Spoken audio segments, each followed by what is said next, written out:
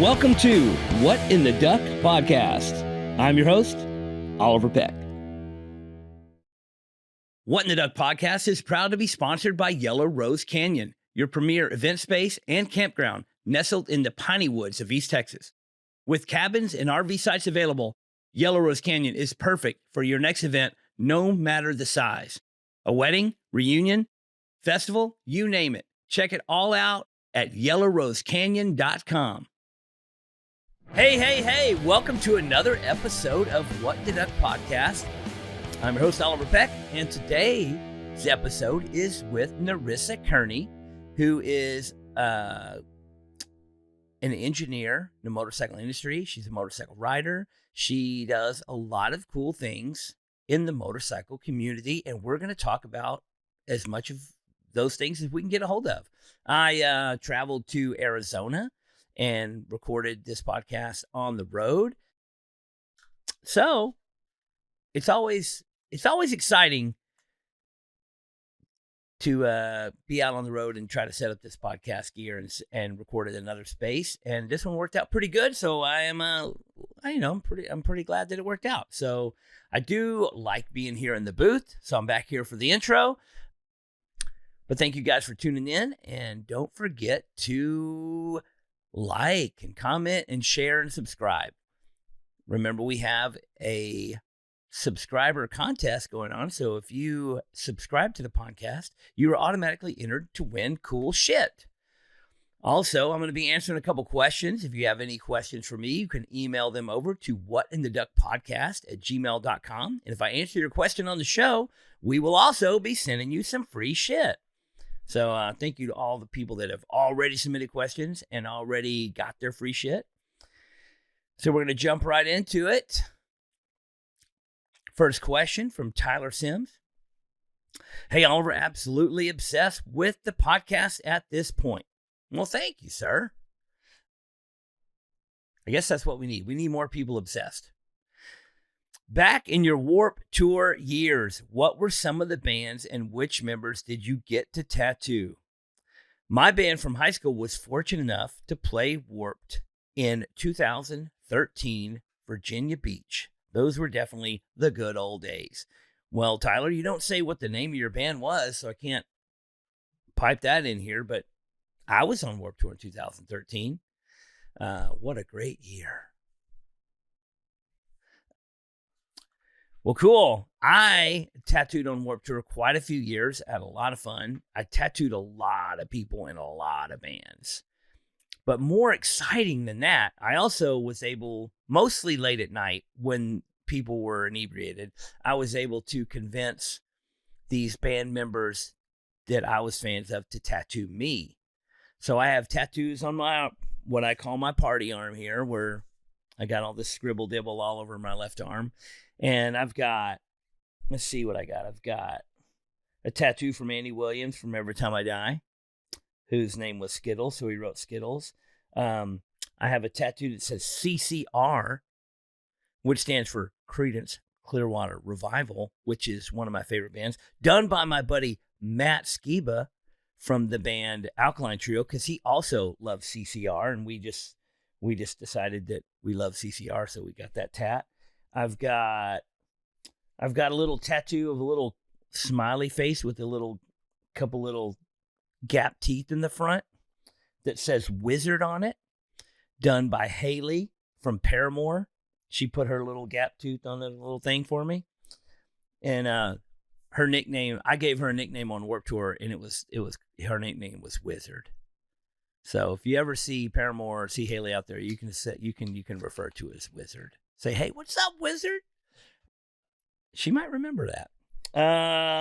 I've got a lot of tattoos from the band members of the Bronx, the band members of MXPX. I was on tour with the band. So many Warped Tour bands. Matchbook Romance was like one of the first bands that I tattooed on Warped Tour. And they were very young back then. They were ready to party and get a lot of tats. But I tattoo, if there was, I can't even, there's no way I could remember all these names of all these bands that were on Warped Tour back then. But there was a bunch of bands like The Devil Wears Prada, which I tattooed those guys. And I asked the guy why he named the band after a movie. And he was like, well, I named it after the book. I'm like, man, that must have been a great book. And he said, not really. But they were stuck with the name. Bunch of bands like Boy Sets Fire and Motion City Soundtrack and Thursday and Thrice and what are all these bands? I can't remember. No Effects. I tattooed the No Effects guys. Lots of fun on the road with Warped Tour back in the day. And like I said, my favorite part was when everybody was wasted in the night convincing them to tattoo on my party arm. So a lot of people comment when they see my left arm. It just looks like a bunch of scribble. And in fact, that's exactly what it is. So, it's probably my favorite section of my body of tattoos. It's just all this seemingly unrecognizable gibberish, some of which has been done so close to each other and on top of each other and next to each other and faded out that it's hard to really tell what's going on. Well, one of my favorites is the Lucero Star that Ben Nichols did. And actually he did that when I very first met Ben. I was super fan, huge Lucero fan, and Ben, as he sometimes often does, ends up very wasted at the end of the night, and I was able to coerce him to tattoo my arm. It worked out great. And I still claim to be the biggest Lucero fan. Lucero did play Warped Tour, and I don't remember what year that was. It might have been 2013, though. Possible. It was like one of the last years I did some of Warped Tour, and I didn't do the whole Warped Tour that year. It was whatever year that was. But there was quite a few years that I did all of Warped Tour, which is an insane thing to do in an RV. And I did a lot of tattoos, and I basically bought a lot of gas. I mean, we're talking like $30,000 worth of gas in a summer in an RV, a big ass RV with a trailer that got like, it was a gas RV. On a good day, we were getting 8 miles to the gallon, and we're driving 30 cities all across the United States, or maybe more than 30 cities in 2 months. And it was like drive hundreds of miles every single day, hundreds and hundreds of miles every single day. And luckily, I saw a picture in my memories from back then. It was at a gas station, and gas was like $1.12 or something a gallon. But so you think about that. We're burning through like 30,000 gallons of gasoline in a couple of months and absolutely thrashing this RV to bits. I mean, it's one time I had an RV that was in really nice shape, and then 2 months later, it was like literally falling apart. Like the ship was taking on water everywhere. We were partying. And we actually did a lot of tats going down the highway as well in the RV, or in the back of we had a truck pulling an RV trailer one year, and we were in the back of the trailer going down the highway, which, in some states is not legal. Some states it is legal, but unfortunately we weren't in those states. We did get pulled over, and they had like 12 people in the back of this trailer going down the highway, and the cop was like, we're like, hey, it's legal and whatever. He goes, well, we're not there. So we had to finagle some. We piled a bunch of people into the front of the truck, and other people just hid around back. And then when the cop left, we drove up the street, and everybody jumped back in the trailer, and we kept on going. Which I don't really know why it's illegal to ride in an RV trailer that's being pulled by a truck, because it's not like it's any more safe to be in the other kind of RV. Like any kind of crash in any kind of RV is going to be disastrous, like whether it's a trailer or not. Like if you're in a big motorhome that drives, it's just a big plywood box on wheels. It tips over. It's going to be a yard sale everywhere. So, I mean, the trailer, I mean, I don't see any one way safer or less safe than the other. So anyway, we survived. I did Warped Tour. I think I did like 7 full years of the Warped Tour, maybe. So, I mean, we bought a lot of gas. We bought a lot of gasoline over the years. And a lot of people, I always thought it was funny when Warped Tour would have some sort of like, towards the later years, they started trying to have like some sort of green initiative or whatever. And I'm like, oh, really? You're going to have 100 semi trucks and tour buses drive around the country just smoking it out 30,000 miles a summer with 100 semi trucks, and they're all in the parking lot idling all day long, generators idling all day long in the summer so that the band members can sit inside the bus with the AC on while they play video games. Yeah, it was just good job on that green initiative. All right, Tyler, thanks for your question. Next question, Rusty Camp, ...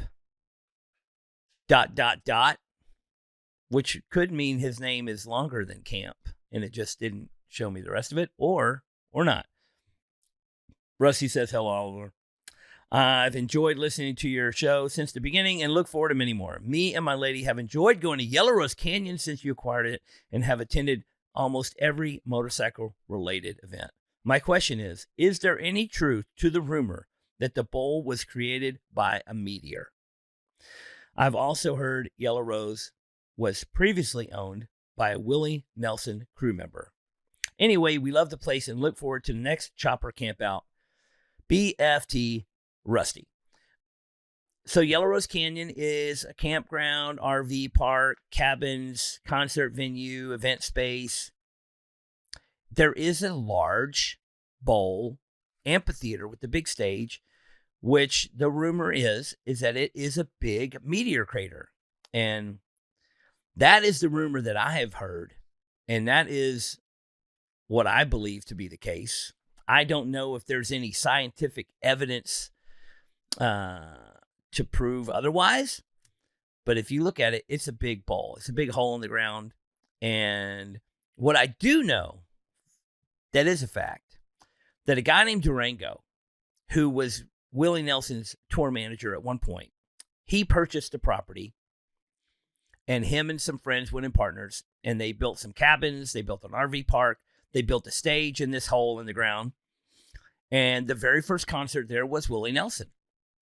And then over the next 12 plus years, there was many concerts there, and then all the members that owned it got old, and it ended up kind of like right around 2020, it kind of ended up just nothing was going on there. And then me and some people were interested in putting on a show out there, and now here we are. And our next event is Southern Throwdown, which is Memorial Day weekend, and it is a motorcycle camp out, concert, party, hangout, good times. We will have the chopper drags. We'll have a bunch of cool shit going on. It is located in East Texas, right between Tyler, Kilgore, and Henderson, in a town called Mount Enterprise. And it's a great place, beautiful place, the piney woods of East Texas. Great place to ride motorcycles, and it's a big, spacious place where thousands of people hundreds or thousands of people, not hundreds of thousands, but either hundreds or thousands, depending on the side of the event, can show up and camp out. You can camp in the woods in a tent. You can bring your van or RV. You can rent a cabin. There's multiple stages for shows. There's shower houses and laundry rooms and general stores. And we'll always have vendors and food trucks. And there's a bar. It's a lot of shit going on there. So it's a great place. We have a lot of events coming up this year. It is the home of Born Free Texas, which is in October, and this year will be Born Free Texas 4. which is the biggest event we've had out there. And this year is going to be the biggest and the best Born Free Texas. We're excited for that. We're also going to Born Free California in June. So if you're out in California, definitely come see us at Born Free California. 2 great events, 2 completely opposite kinds of events under the same Born Free umbrella. Yeah, we'd love to see you at both of those. So come on out to Yellow Rose Canyon. You can see the meteor crater and, probably some small meteor fragments laying around on the ground out there too, which, you got to bring your metal detector. By the way, if you do have a metal detector, it's a great place to find stuff because people in the field, when they're drunk, lose all kind of shit. I do not have a metal detector, but I've been advised that I need to get one. And they're probably right. My friend's dad's my dad's coming out here with a metal detector. I'm like, oh yeah, hell yeah. It's going to be fun. I bet he finds some meteor fragments. That's what I bet he finds. But originally, Yellow Rose Canyon was called Durango's Canyon. And the guy Durango that owned it and his partners.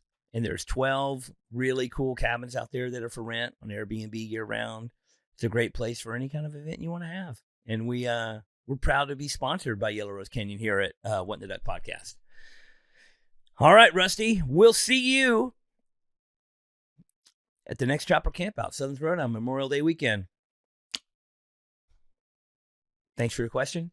And good news, Rusty, you're going to get some free shit. All right, so that being said, we're going to get on with this episode, and we're going to pop on over to Mesa, Arizona, and chime in with Nerissa and see what she has to say. Stay tuned. What in the Duck Podcast is proud to be sponsored by Dream Machines of Texas. All of your used motorcycle wants and needs all in one place at dreammachinesoftexas.com. They have multiple locations, large inventory, and get new bikes in every week. Knowledgeable staff with great service, financing, and extended warranty options available. They also have a complete service garage, so every bike is gone through and brought up to speed before you hit the road. I've bought more than a few bikes from Dream Machines over the years, and I could not be more satisfied. I have also had friends from all over the country buy bikes because they couldn't find a better deal anywhere. You can buy a bike and have it shipped to you anywhere in the U.S. Why buy a brand new bike with that brand new high price when you can get a like new bike with that dream deal you've been looking for? Go to dreammachinesoftexas.com and get a bike and get your ass on the road. Welcome to another episode of What in the Duck Podcast.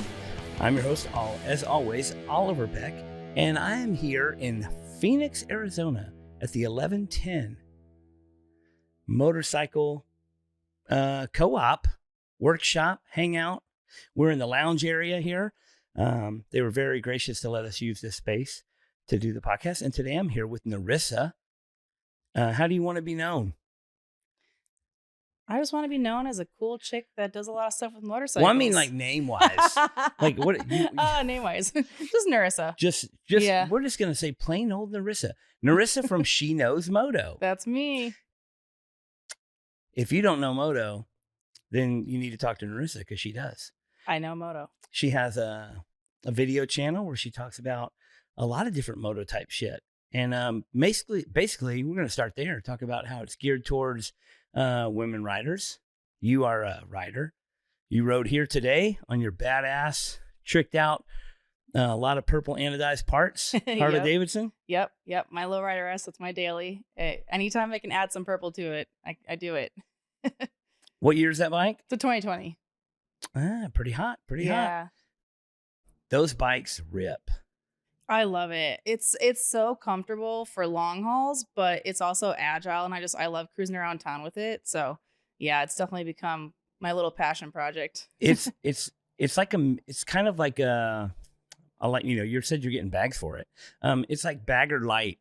It's a bagger. It is a bagger motorcycle. It's just not as like big Road King, Road Glide, Electric Glide bagger type bike. Sure. It's a bagger without being an old man bike is what it is. That's a good way to put it. Yeah. I mean, it's also rainbow colored and sparkly. So it's definitely not an old man bike, but But the STs are super cool. They're kind of like the the latest version of what an FXR was. Have you ridden one yet? Oh yeah. Yeah. Yeah, a lot of people like those bikes. Oh yeah. Audra had a lowrider, not an ST, but she had just a Dyna lowrider, which is a great bike. We both have FXRs, so we both love that style of stance. You know, that's the thing that I equate to the ST, is it kind of has that stance and feel of an FXR. That's cool. Yeah, I don't have a whole lot of experience riding FXRs. I got a bunch of friends out in Vegas, and like they've all got FXRs, and they love them, you know. So I feel like I need to like get on one and try riding it for a while. Well, they went crazy this last decade. People just like FXRs blew up, and there started the FXR Tour and FXR specialty shows, and then there's shows that every show has like an FXR row. I mean, they're cool fucking bikes, but they were kind of like the bastard dog of their day of Harley Davidson for a long time. Like, but now everybody wants it. Yeah. Well, in the 90s, they were like what Harley tried to put out as a sport bike. And then in the 2000s, they were all just laying in garages doing nothing. And then 2005 came along, or 6, 7, 8, 9, 10. Everybody started like getting them, you know, and hopping them up and making them cool. And it's funny how that stuff all kind of comes around full circle sometimes, right? So I'm originally from Wisconsin, and in Wisconsin, there's a big mini bike or boonie bike scene. Oh, yes. You know, like the Polestar Coleman's, that kind of thing. I went to a wild biker party show in Wisconsin called like the Hood Bush. Oh, I've never heard of that. Maybe I wasn't cool enough to be invited. I don't know. It was a long time ago. It was a long time ago, and there was a lot of mini bikes. But okay, yeah, no. Even nowadays, those mini bikes are everywhere. I remember one time I was trying to find one for myself on Facebook Marketplace. People were asking like a couple grand for one of these things. I was like, what the heck? I have quite a few mini bikes. Yeah, quite a few vintage mini bikes, and quite a few that are worth a lot of money. That's cool. You should start a little series, maybe a little race series. we always have races out at Yellow Rose Canyon. Every time we have an event, there's mini bike races. That's cool. Those things are a lot of fun. So you're in the motorcycle world. You are an engineer in the motorsports world. You do a channel where you basically tutorials about. Yeah. She knows Moto. So it's something I'm just kind of getting off the ground. It's still pretty fresh, but you know, I've got a lot of experience both as a rider and, like you mentioned, I have an engineering background. And, you know, over the years, I've done a lot of mentoring for a lot of different people, but primarily girls and women, to get them into either STEM fields or motorcycling.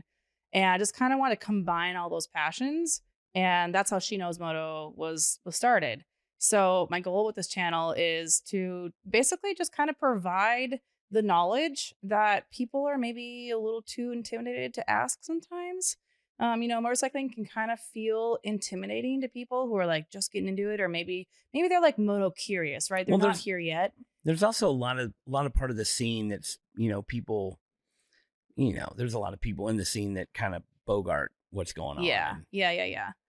And you know, like that's our thing. But you know, I've always believed that there's a place for anyone and everyone in the motorcycle culture. And, you know, even if you just want to try it for a little while and see if it's for you, like, welcome, come on in, you know? Well, I believe anybody can get hooked, you know? Audra's been riding motorcycles. My girlfriend Audra's been riding motorcycles for quite a long time. And she's, you know, the second she learned to ride a motorcycle, it was like, we're riding across country. She's going everywhere. She's got multiple motorcycles, you know, it's just, and, the first time I met her, we were riding across the country together. It was somewhere in Tennessee that we met.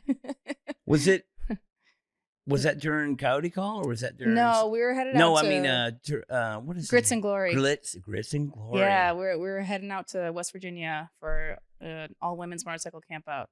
That was cool. Very cool. That was quite a few years ago. That was 2020. Yeah. Man, time flies. Seems like yesterday. The world ended and we're still here. We made it. I mean, for now, right? So how do you go about choosing what you're going to talk about on the channel? I understand that you're trying to just get girls comfortable with, you know, what may happen when you're out on a motorcycle. Yeah. Yeah, and you know, like not just women. Obviously, like being a female myself, I feel like I have that voice and I kind of have that mindset that maybe a lot of women relate to. But you know what's interesting is so far on my channel, I've gotten quite a few dudes following me too, and I just want to kind of be a resource for anyone who doesn't have a resource otherwise, right?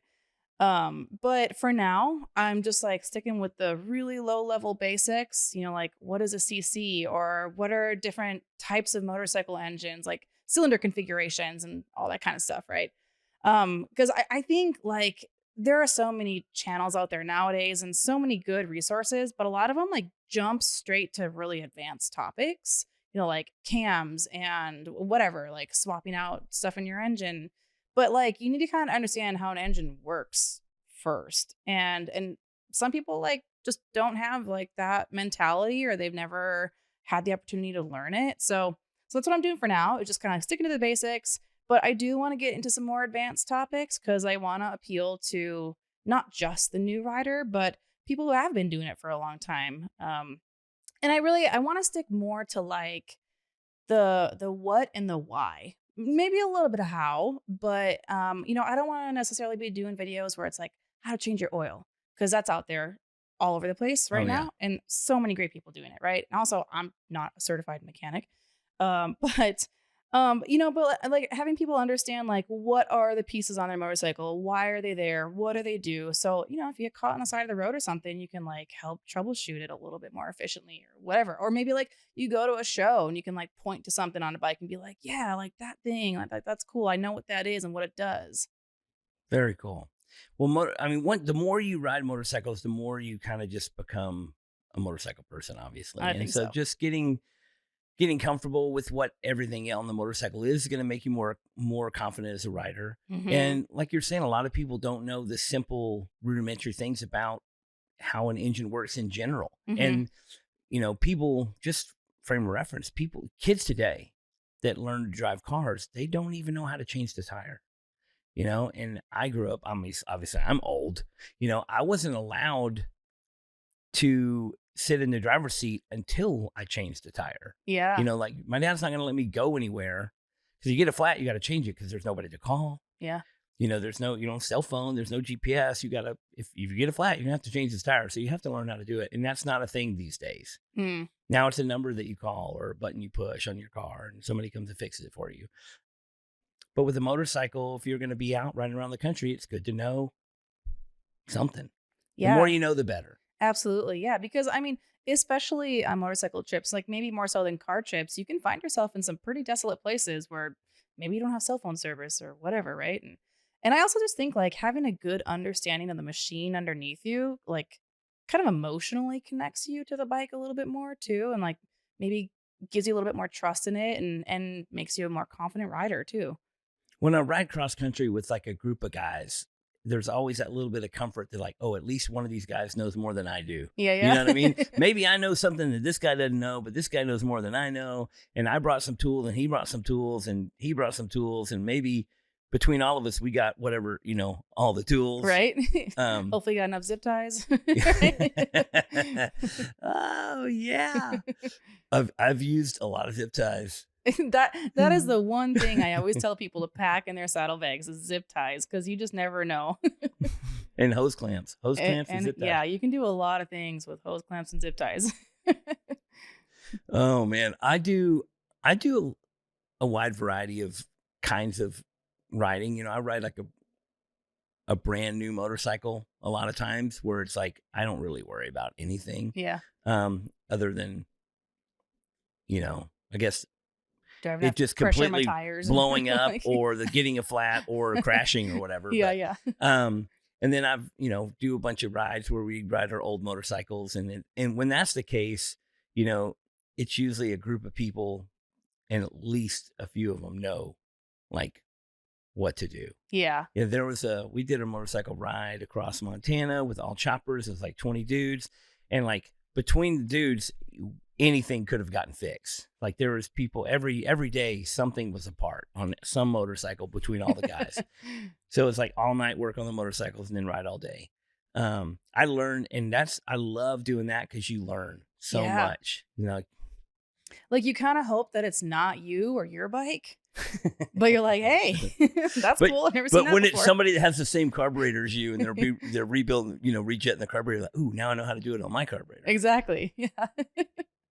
Yeah. Trips like that are it's like such an experience. I mean, I don't know. When something like that happens to you, it can either go really bad or really, really good. And it's often like a mindset thing.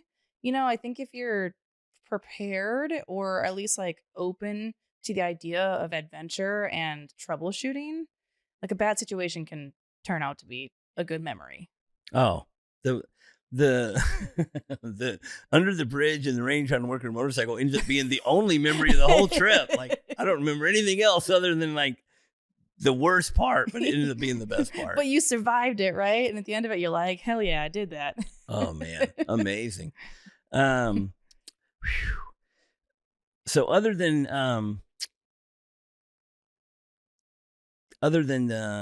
your how new is this channel, by the way? Just a couple of months. So a couple of months, you're just getting started. Yeah. Just getting started. It's an idea I've had rolling around in my head for a long time, and finally decided to just do it and get it out there. Like it's one of those things where like, man, I want to like start this, but I want to make sure it's perfect and I have it all planned out. But talking to a bunch of my friends, they're like, no, you just got to start. Exactly. I was gonna say, like, I was saying I tried to start this podcast for 2 years, and trying to start it did not work. Yeah. We just had to be like, okay, we're going to start just gonna do it. We're just going to do it. And we're just going to see how fucked up it is. And we'll fix it as we go instead of trying to make it perfect before you start. Yeah. But a long time ago, quite a while ago, you started the Iron Angels. Yeah. How long ago was that? Our first team was in 2018. Yeah. So tell us what that is. Yeah. So the Iron Angels was a team of high school girls back in Wisconsin that I was the lead mentor for. I was one of the founders of the team. And it was through an organization called Build Moto, which is a nonprofit organization. They've been around for many, many years. But basically, the goal of that organization is to team adult motorcycle mentors with high school students in the area and teach them how to build motorcycles. So they did this in not just Iron Angels. They did this with other groups too. And it wasn't always just girls. It was just whatever. Yeah. There's usually like somewhere between 10 and 15 teams every year. Yeah. But most of the teams are associated with a high school. So maybe it's like the tech ed teacher like volunteers to do this or whatever. But I became friends with one of the guys who was like on the board of this organization. He was like, I was kind of thinking that we need to get some more girls in this. And he was like, what do you think about doing an all girls team? Of course, I was like, hell yeah. I'm in. No questions asked, First question, how cool is it to get a bunch of high school girls interested in motorcycles, right? So that's cool. But how was it hard to find girls that wanted to do it? Actually, not too bad, So the very first year, so myself, and then I recruited a couple of my friends, so even the mentors were all female, right? So thankfully being a female in motorcycling, like we all kind of know each other. It's a tight knit little community. So I was able to like find some people like, hey, come on, let's do this. And I was friends with a local science teacher at a high school, and it was an all girls private school. And I said, hey, can I just like come to one of your classes one day and just like talk about this, see if anyone's interested? So she let me come in. I put up a little PowerPoint, and we got like 6 girls to sign up and just total like extracurricular after school kind of thing. And then from there, it just became word of mouth. Like they told their friends or like their friends saw what they were doing. And they wanted to get in on it too. But the coolest thing about this is that y'all would build a bike basically from the ground up. Yeah. And when we first started, we were just doing vintage bikes. So basically like the board of the organization would supply each team a bike.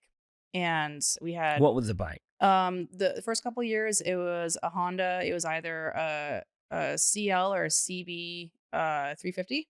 Like a 70s, 80s? Yeah. And a lot of those were like in rough shape. Like they're just like barn finds, right? As the years progressed, they wanted to increase displacements. But you can rebuild those bikes. Oh, yeah. And they're great for teaching because they're so simple, right? Over the years that they changed platforms, they wanted to increase the displacement and like get into some more modern things to teach the kids, like fuel injection, for example. So Royal Enfield came in with a 500cc bike. I forget the model of it. And then there was like some XG 500s. So, but yeah, so we'd get the bike basically in January, and we had to start from the ground up to basically take this street bike in whatever condition it was and turn it into a flat tracker.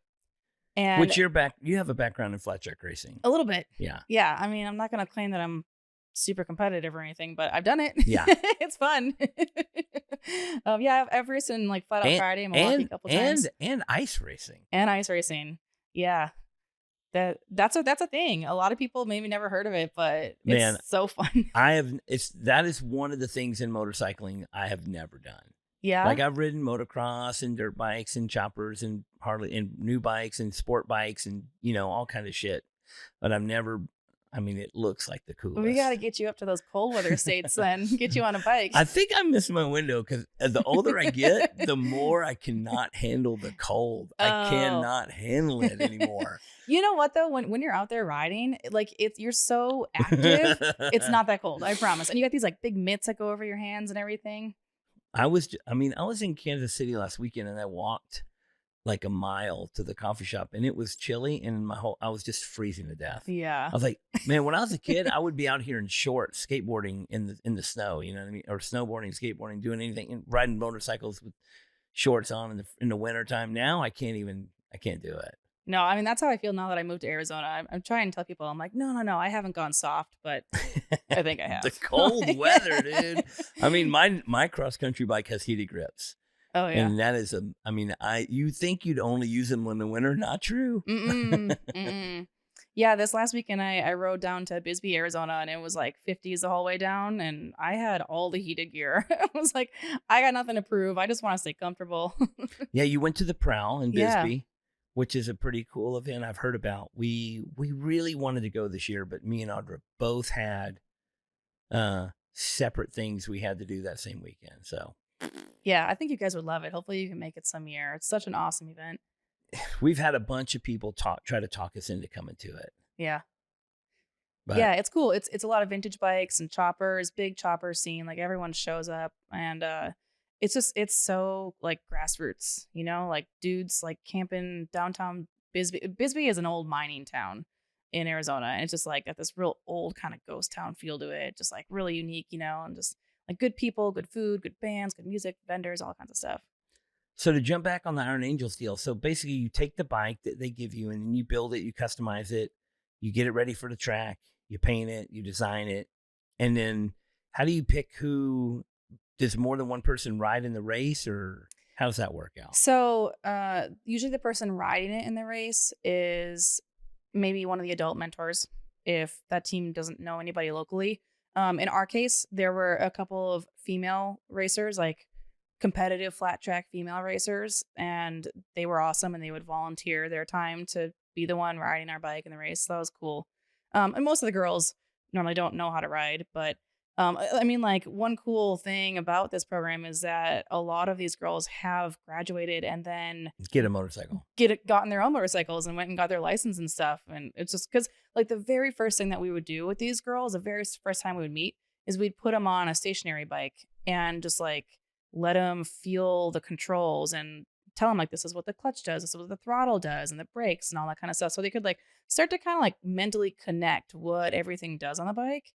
And then it's actually competition. So over the course of these 6 months, there's like milestones that every team would have to meet, and we would get points for hitting these milestones. There's like a dyno day, like what team could push out the most horsepower out of their bike.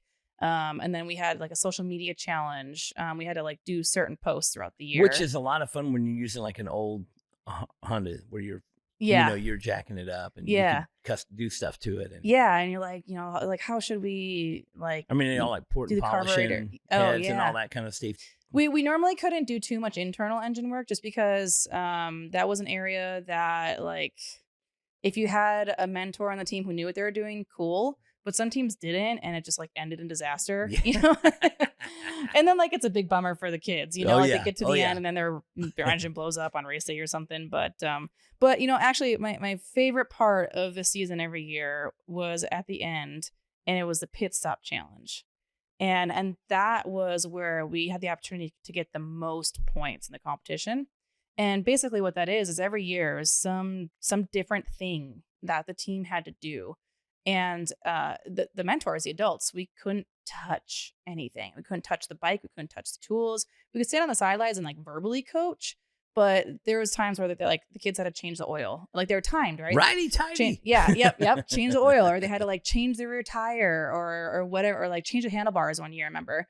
And like all 10 teams are lined up and they're all doing it right next to each other. And just like for me as the mentor, it was like my favorite, proudest moment of the whole season. Because like, especially these girls, we would get them on day one and they didn't know what righty-tighty, lefty-loosey meant. Yeah. Like they didn't know anything. Yeah. And now here they are like, well, if you've changing the oil and everything. If you've ever been to any kind of race that has a pit stop, the pit stop is the most exciting thing. It's intense. That happens. Yeah. And it's like NASCAR or Formula One, like the pit stops are insane. Yeah. So yeah. I could see that being so real we exciting. used to like practice, like we'd try and guess what the challenge would be, right? So like a week or two leading up to it, we'd practice a bunch of stuff with the team and they all kind of like have their job. But just, it was cool to just like see the progression over the months of the team, like working together and feeling like the girls feeling confident in what they were doing and like knowing what tools to grab, How many years did you do that? Up until 2022 when I moved to Phoenix. So the team is still going on. Some other people have taken it over and it's, been growing over the years. So it's cool to watch, but I definitely miss it. Doing that made me realize how much I loved mentoring and educating people and like empowering people. And that's kind of what sparked my idea for She Knows Moto. So this is kind of like keep my the ball way rolling. to keep the ball. Yeah, exactly. Mm-hmm. Speaking of moving to Phoenix, what made you move to Phoenix? Did you know people here already? I knew some people. Yeah. I was sick of snow. Yeah. I know it's like such a common answer, but no, I mean, my husband and I were just kind of at a point in our lives where we just like wanted to do something different. We lived in Wisconsin our whole lives. And I had been coming to Phoenix a lot for work over the years. And I knew a little bit about it. I liked it. And I have a lot of friends out on the West Coast. And, usually I'd like fly out to Vegas or something in the middle of winter and be like, hey, find me a bike. I'm going crazy. There's too much snow out here. But so came out here and I didn't really know too many people, but, I started following this shop 1110 online and this place is really cool. Yeah. It's super cool hangout spot and it's just like really good people. And then they have like a open house bike night once a month. And I just started showing up and like talking to people. And now I feel like I have a community. I've got a bunch of friends. So it's cool. Very cool. I've got a few friends, tattoo shop in Mesa, which is like, how far is that from here? 20 minutes or something. Yeah. And some of them motorcycle people. And this is motorcycle country. You can ride a motorcycle pretty much year round. Yeah. It's like Texas. I ride my motorcycle every single month of the year. I have friends in Minnesota and Wisconsin and Ohio and, all the way everywhere north that just their bikes are in the garage for 6 months. Yeah, no, that used to be me. I'd watch all my friends online out here on the West Coast and like riding all year. And I was so jealous. The first time I went to Mama Tried, I was like, this is bullshit. Yeah. It is fucking zero. It was literally zero, dude. I was like, fuck. Man, it was Can so I funny. get at least 3? Can I get 3 degrees at least? Not 0 with like a -10 wind chill. But that's good ice riding weather. Oh my God. It was so funny. I remember one year I was racing in Flat Out Friday and like right away in the morning at like 8 a.m. you got to line up to check in and like get your bike in and everything. And a bunch of us locals were like, yeah, I mean, it's cold, but like whatever, we're used to it. And there were a bunch of dudes from California standing in line. They were just like, what the fuck is this? Like, why do you guys live here? Oh no. I'm like there with everything. Like I'm gloves. I'm like in my jacket zipped up and my arms inside and I'm just shaking to death. And other dudes are just like carrying boxes of shirts into the venue with just no shirt on. And I'm just like, oh, no jacket on, just a short sleeve shirt on. Same thing in New Jersey. They had a show up there in New Jersey. It was in January. Oh, yeah. And, we could barely get from the trailer into the venue without freezing to death. And there's guys like riding up on their Mm-hmm. motorcycle, and I was like, what the fuck? Yeah, it's a special breed. But I mean, that's why those shows are so awesome, because like for the people that live there, you're going crazy. There's nothing else to do. Yeah, you're like, man, I haven't ridden a motorcycle in like 4 months and I miss it, And it's crazy that that's like the birthplace of Harley Davidson. Yeah. Like, I mean, I will say this, people have a lot of time to work on their motorcycles. Mm-hmm. Well, that's something that I've realized about moving here to Phoenix. Obviously, the seasons are so flipped, right? Like, it's so hot in the summertime here that you ride your bike less in the summertime. You can still ride, but you got to be like smarter about it. But like in Wisconsin, in the wintertime when you couldn't ride, that's when you were working on all your projects. Yeah, right? you tear it down. Yeah, exactly. And here, I was like, that was what I thought I would do, but now my garage is too hot. It's like unbearable just to be in the garage in the summertime. So I'm like, well, shit, now what? What about this place? Is AC in here? I think this place is probably much better temperature controlled. Maybe I need to buy a lift here with all the other people. Holy moly. Yeah, like I said earlier, the older I get, the less tolerance I have or just the ability to deal with it. I just can't. Yeah. That's a real thing. My hands get cold and they won't get warm. I'm just like screwed. I don't know what it is.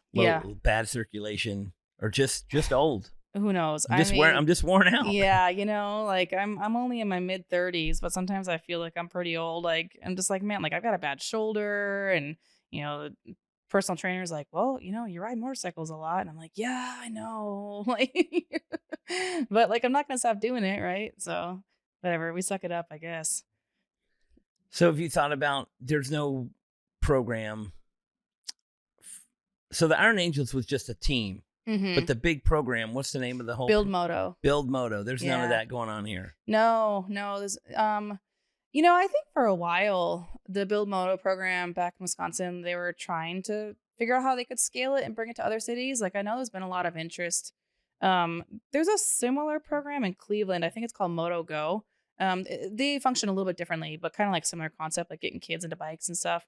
But, yeah, it's completely volunteer based. And I think people maybe don't realize like how much time and effort, like it really takes a lot of people to pull off something like that. Yeah.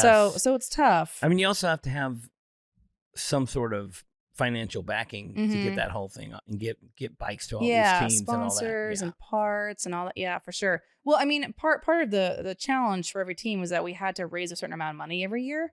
And then that went back to the program to like fund the next year. So that helped, right? But it was cool because like it taught the kids like not only the mechanical skills and just anything about motorcycles, but they also, like I said, had to do social media, the marketing, all this stuff, right? So it was a good like all-encompassing program for these kids to like maybe decide like what career path they want to go into some days. I also think it's cool that there's a program that's like kind of encouraging young people to, get involved with something that's hands-on. Mm-hmm. I mean, I love motorsports, motorcycles, so it's like encouraging that. But even if it wasn't motorcycles, it's still encouraging them to get into something that's like mechanical and hands-on and learn the technical side and the mechanical side of something that they obviously are aware existed, right. But they just don't really find out the details of it. But it's also kind of, a lot of people would probably, especially in this modern day, I think they kind of naysay putting young people in what would be considered a dangerous predicament. You know what I mean? Like my dad just threw me on a mini bike and said, go, put me in a go-kart and motorcycles, right from, my mom was not into that. Like, she didn't, do not let him ride motorcycles. Okay, whatever. And then, so, I mean, I think at a detriment to kids today, people are being too careful with kids today. And I think you're being so careful with them that they're growing up sheltered, I think. Well, and you hear all these stats about like the trades nowadays, like there are less and less people entering the trades. And we need those people, right? And it's these skills that are like never going to go away. So, programs like this, I think, kind of help reintroduce kids to that. Like if they haven't had those opportunities, or maybe they haven't had parents that like encourage that kind of stuff. And it's so cool to watch them like actually get their hands dirty. And like a big thing with our team was kind of giving them the safe space to make mistakes. Right. That's a big deal for kids too, is to like fuck shit up, we'll fix it. Yeah, exactly. And then like figure out how to fix it. Right? Yeah. That's how you do it. The way you learn how to do it is you fuck it up and then figure out how to fix it. Yeah, right. I think the happiest people I know are people that do shit with their hands, that create something or do something or work on something or actually take things and compile them and now you have a new item out of it, whether it's mechanical or building or carpentry or pottery or art or craft. Like you have a sense of pride and accomplishment when you do something like that, right? Yeah, when you just work at GameStop. Yeah, it's not the same. Or you just work, you just hand somebody something over the counter and bring it up on the register. You're not happy about that portion of your life. You know what I mean? I think that if you can, my friends that are plumbers are happier than that because you do something, you create something. And a lot of people today, I've been saying it for years. I say it all the time. Like the plumber is like is going to be the savior of the future. Like there's going to be very few 10-year-olds today are going to want to be a plumber when they're 18, when they're 18. And there's going to be very little plumbers, and plumbers are going to be one of the highest paid positions. They already are. People that are plumbers now are killing it. And if you were willing to work and you got a plumbing company, you probably are booked up. Heck yeah. For a while. Or like welders, right? Like welders nowadays make real good money. And that's something that a lot of kids probably don't even consider. But, doing stuff like this, like they get to actually try something. And they're like, oh, cool. Make something. Mm-hmm. Build something, create something, like put your effort into something that exists later instead of just marketing or whatever they're doing. Yeah. And like when I was doing the Iron Angels, I had a lot of adults come to me and be like, man, like I want to learn all this stuff too. Do you ever do this for adults? And I was like, no, sorry. Like I'm spending so much time with the kids, right? Like this is my primary focus. But again, like that's kind of what inspired me to do the She Knows Moto stuff, because I realized like a lot of people out there are like pretty hungry for this information, but they're just like, maybe, I don't know, like too afraid to tinker on their own bike and like, well, that's the thing. If you buy a motorcycle and then you start fucking with it and then it doesn't run, then you can't ride it. Then you got to pay somebody to fix it. And it's like, unless you know some guys that are all going to get together and get a garage together and all teach you how to work. You know what I mean? It's like, I know. I always tell people, I'm like, if you can have like your daily, and then if you can buy like a cheap shitty bike and just work on it and practice on that, that's like the best case scenario. But I know not everybody like has the means to do that, but I will give a little hint of advice to anyone out there. Motorcycles that don't run are really cheap. Mm-hmm. Go figure, right? Like, if they don't run, they're basically free. Like, because there's somebody who has someone else left some motorcycle in their garage. Some grandma has a motorcycle in her garage that's been sitting there forever and doesn't run. Yeah. And taking up space. It's very cheap. Yep. Yeah. So if you want to just work on something, you could probably get one for really cheap. Or even if it's just like someone's got an extra engine laying around, like grab it and just take it apart and see what the insides look like. Blown up motors are really cheap. They're usually pretty fun to look at too. You're like, oh man, that person had a real bad day. Oh my God. Yeah. Shit that don't work is really cheap. So you can get a lot of it and fuck with it. Yeah. Yeah. Uh-huh. Oh my God. I got a lot of shit that doesn't work. I have got myself in the too many projects predicament. And I know that feeling. I am currently stating to the ethos that I am trying to thin the projects. Oh, well. I'm not actually doing that. I'm stating that I'm trying to do that. I haven't manifesting. Yes. I am going to start thinning out the projects that are, because you're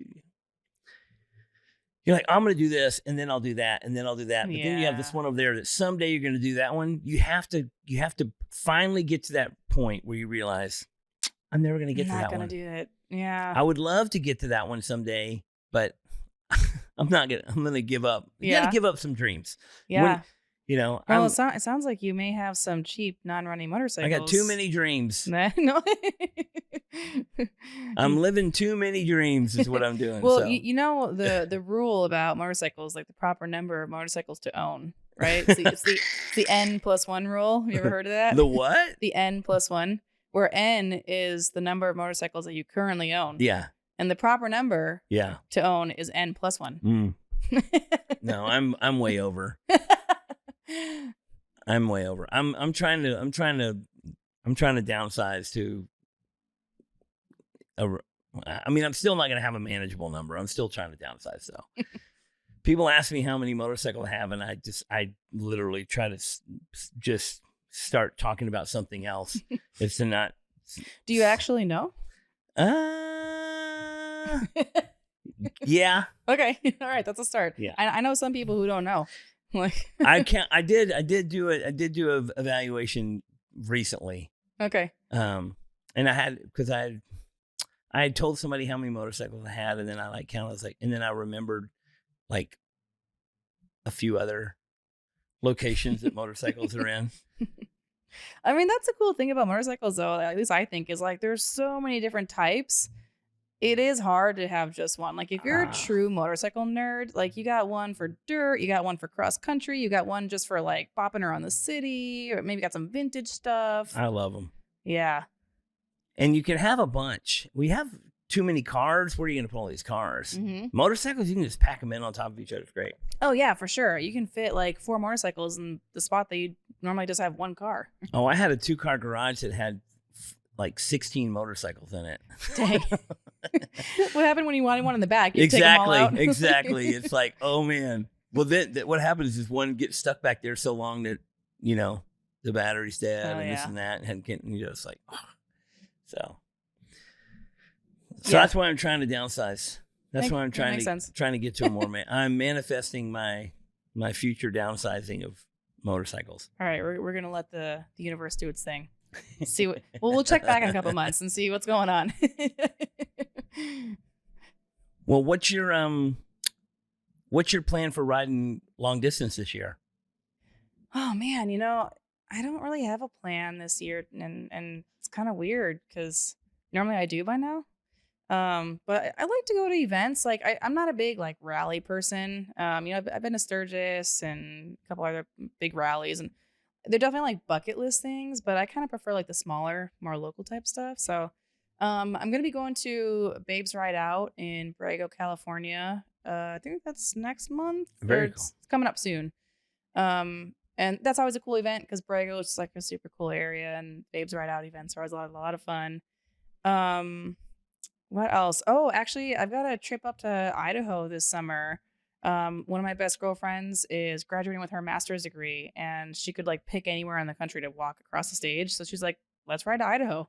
I'm like, "All right, sick." And where she's from? She's from Vegas. So y'all gonna ride together? Yeah, we're gonna start in Vegas and then loop up. When is that? May. May in Idaho. Yeah. It'll be nice. Oh, and actually, I totally forgot about this. That's a decently long ride. Yeah. And I've heard that Idaho has some pretty cool roads. Like it's beautiful. Kind of really it's underrated. Fucking beautiful up there. Yeah, I haven't been.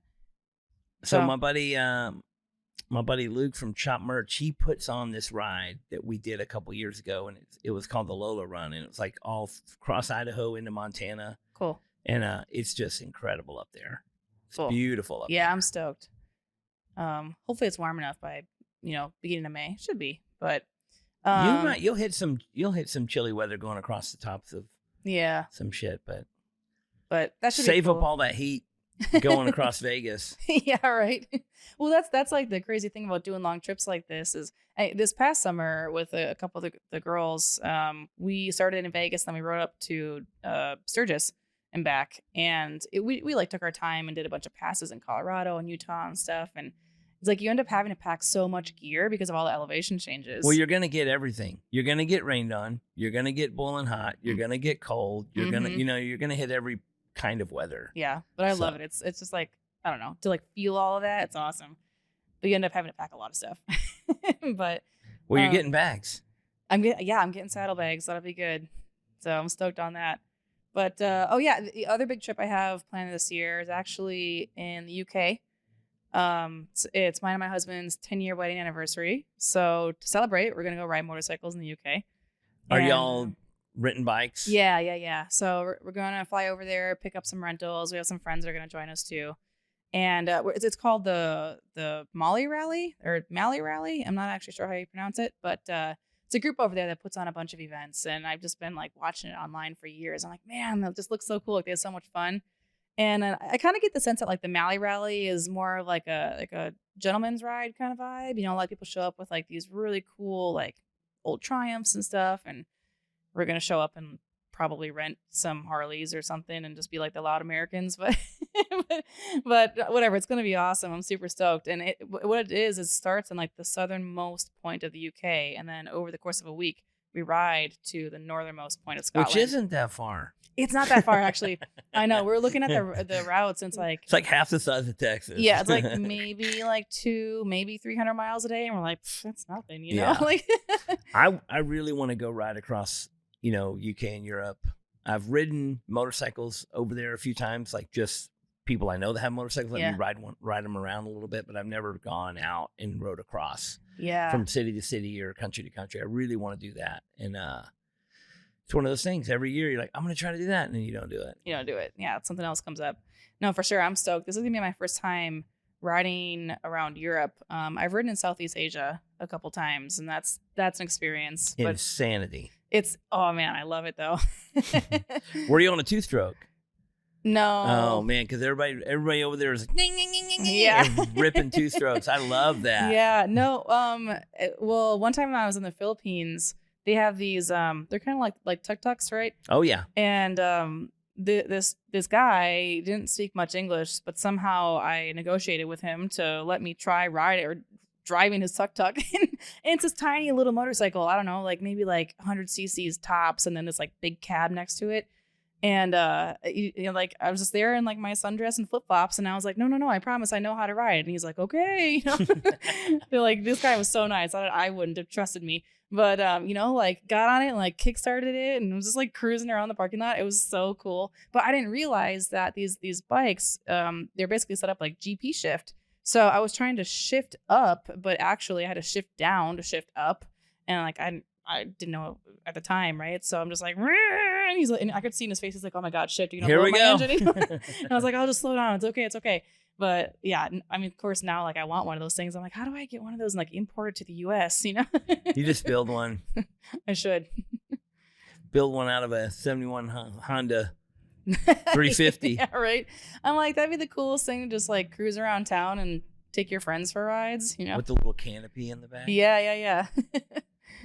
Yeah, I when we went to Thailand, we were riding tuk-tuks around, and one day I had ran back to our hotel to get something, and everybody else like, oh, we'll meet you at this. We're going to whatever restaurant or bar, whatever we're going to, and then I was like, okay, I'll meet you there, and I was gonna run up to the room, come back down, and just get in the next taxi or tuk-tuk or whoever could take me or whatever, and I come out on the street, and this kid is like, you need a ride. I was like, yeah. He's like, where you go?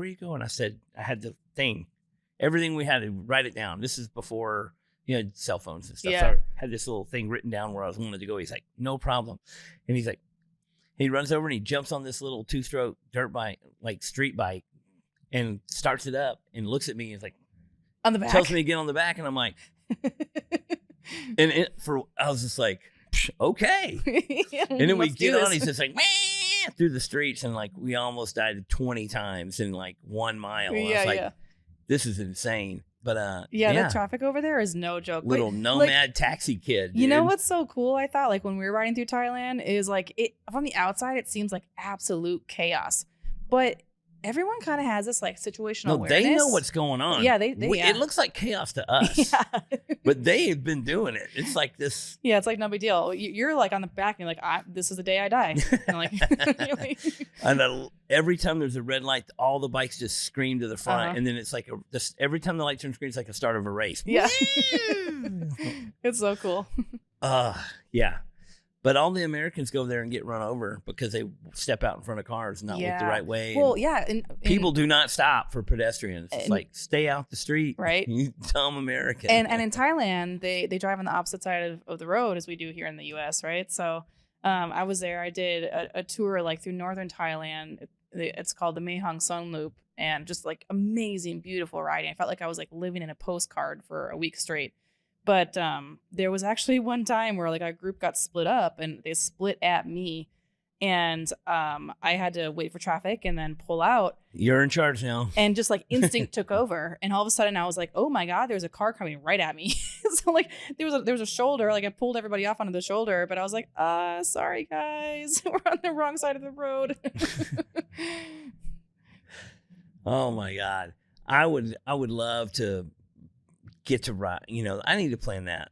Get overseas, Europe, Asia, ride a real motorcycle around. Heck yeah. It's such a cool experience to be able to do that. Like, and there's so many companies out there, like tour companies and stuff. Danger Dan and Bear have been trying to talk me into doing that Himalayan cycles trip. I've heard that's pretty cool. It's real. Have you seen them ride across like the rope bridge across the canyon? Yeah. Would you do it? Oh, I would do it for sure. I might not make it, but I'll do it. I would totally do it. Yeah, I think it's one of those things that looks scarier than it is. Or maybe it is scary, but you can do it. I mean, they've been doing it for years and everyone's made it. Yeah. I mean, as far as we know. But everybody that I know that has went on that trip has come back. Yeah. I bet that's got to be kind of a crazy feeling though. Like the thing that you're riding on is moving. So you got to like adapt to, right? I mean, does it sway? I don't know. Go. Yeah, that's true. Just look where you want to go. Don't look down. Right? Yeah. You just look right ahead of you. Just look ahead of you. The bike follows where you go. Yeah, right? That'd be so cool. I've walked across some crazy shit like that, and you don't even want to look. You don't even want to look down. Yeah. Just stare ahead. Yeah, there was a couple of years ago, I went to Belize with a couple of my girlfriends, and we rented some dirt bikes. And that was a pretty cool trip, too, because we got to actually like ride through some of the jungles. And like one whole day, we just took basically like dirt back roads, like pretty much across the whole country. This, small country, right? And we ended up at this like big Mayan ruin. And we had a little tour guide to like explain all the history to us and everything. And for part of it, we had to pull the bikes onto a little ferry that took us across this river. And it's just, I don't know, it's stuff that like people there just deal with it every day. Like it's not a big thing, But for us, we're like, man, this is a crazy experience. So what got you into riding motorcycles in the first place? Oh, man. Were you young? Were you an adult? Kinda. So my dad, he's got a 1970 something CB 750 chopper, and that was a bike that I rode on all the time when I was young. He'd plop me on the back with him, and that kind of like started my experience with motorcycles, and I just learned to like love the feeling of just going off on a random Sunday, cruising and like having the wind in my face and everything. And then when I was young, my parents split and I moved out with my mom, and I like kind of lost touch with motorcycles for a bit. And as I, got older and school and everything. But you had that familiarity of being a child, just not being scared of motorcycles. Yeah, exactly. And like going to like local bike events and just like being around these people and everything. And I loved it. So yeah, my dad like definitely kind of like kickstarted it.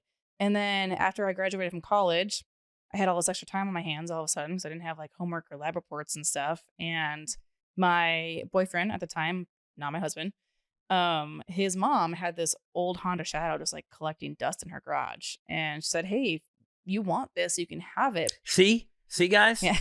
Somewhere out there, there's old motorcycles just sitting in garage people will give away. Literally. Yeah, that's exactly what happened. Exactly what happened. So, but her stipulation was that we had to go take the class and like, learn how to ride properly, right?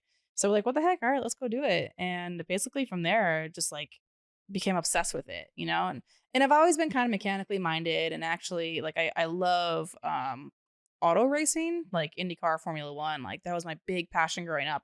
And I just felt like motorcycles like fit into that pretty well, kind of like scratch that itch and that like that adrenaline that I have.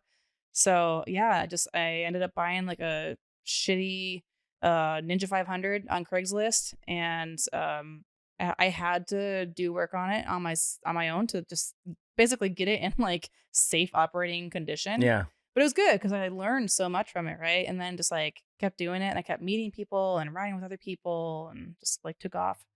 Well, this makes me think.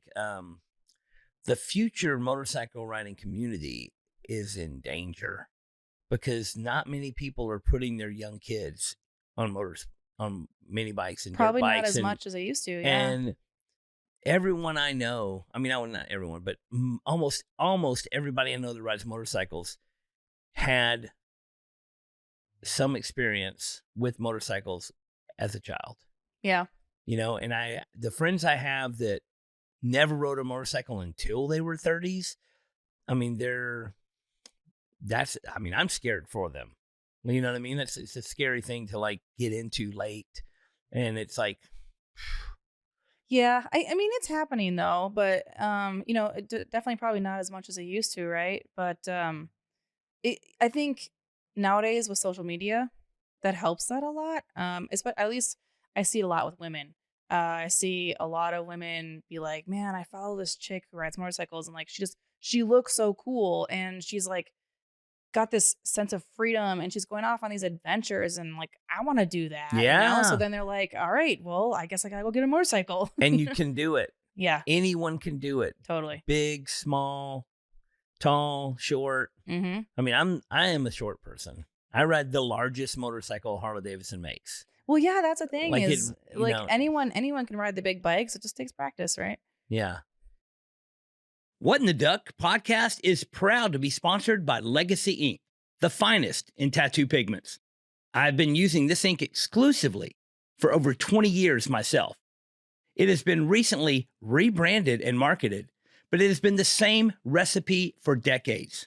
Real, hand-mixed tattoo pigments that heal great and last. People always comment on the yellow that I use and the yellow tattooed on me, my favorite, the Mayan yellow. I have seen countless 20-plus-year-old tattoos with the colors still vivid. Don't duck around with all these newfangled companies with their watered-down baloney. Get the tried, true, and tested good shit. You can find them on Instagram at Legacy Pigments or email Ashley today to place an order at legacyartsupplies@gmail.com. Tell them Oliver sent you and receive a special discount. Don't just do tattoos. Be part of a legacy. Audra started out riding a Triumph Bonneville and,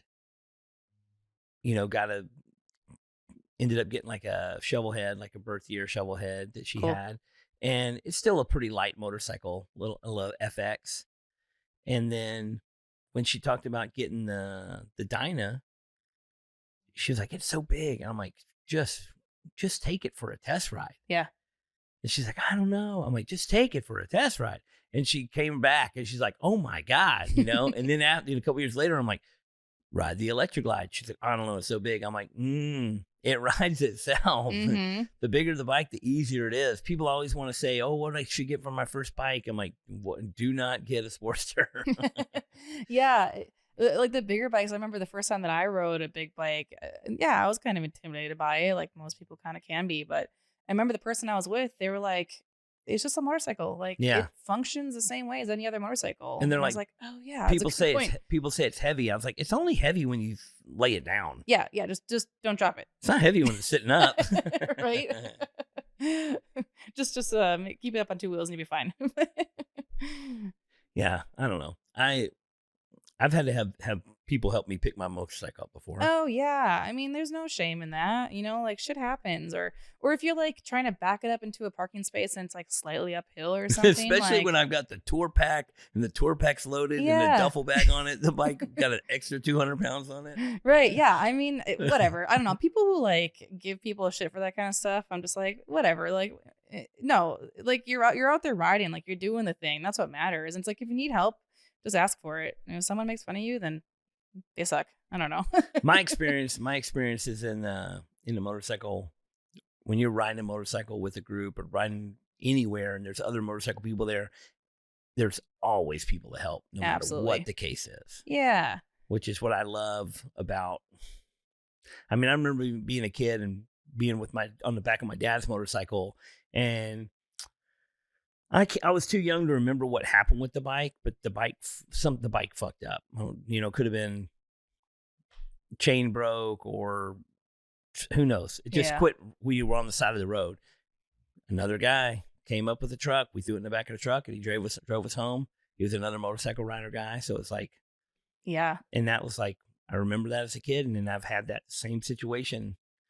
Just always happens. Yeah, it totally does. Actually, it was just a couple of weeks ago here in Phoenix. I was pushing my luck a little bit, and I was trying to like rush off to someplace I had to be, and I was like, oh, I'll get gas on the way home. I'll be fine. And nah, I needed to get gas on the way there. And it was like during rush hour on the 10, so like tons of traffic, like 6 lanes. Nothing worse than that. Oh man, I felt it, right? Like all of a sudden, like I'd give it throttle and there was nothing there. And thankfully right away, I was like, I know what's happening.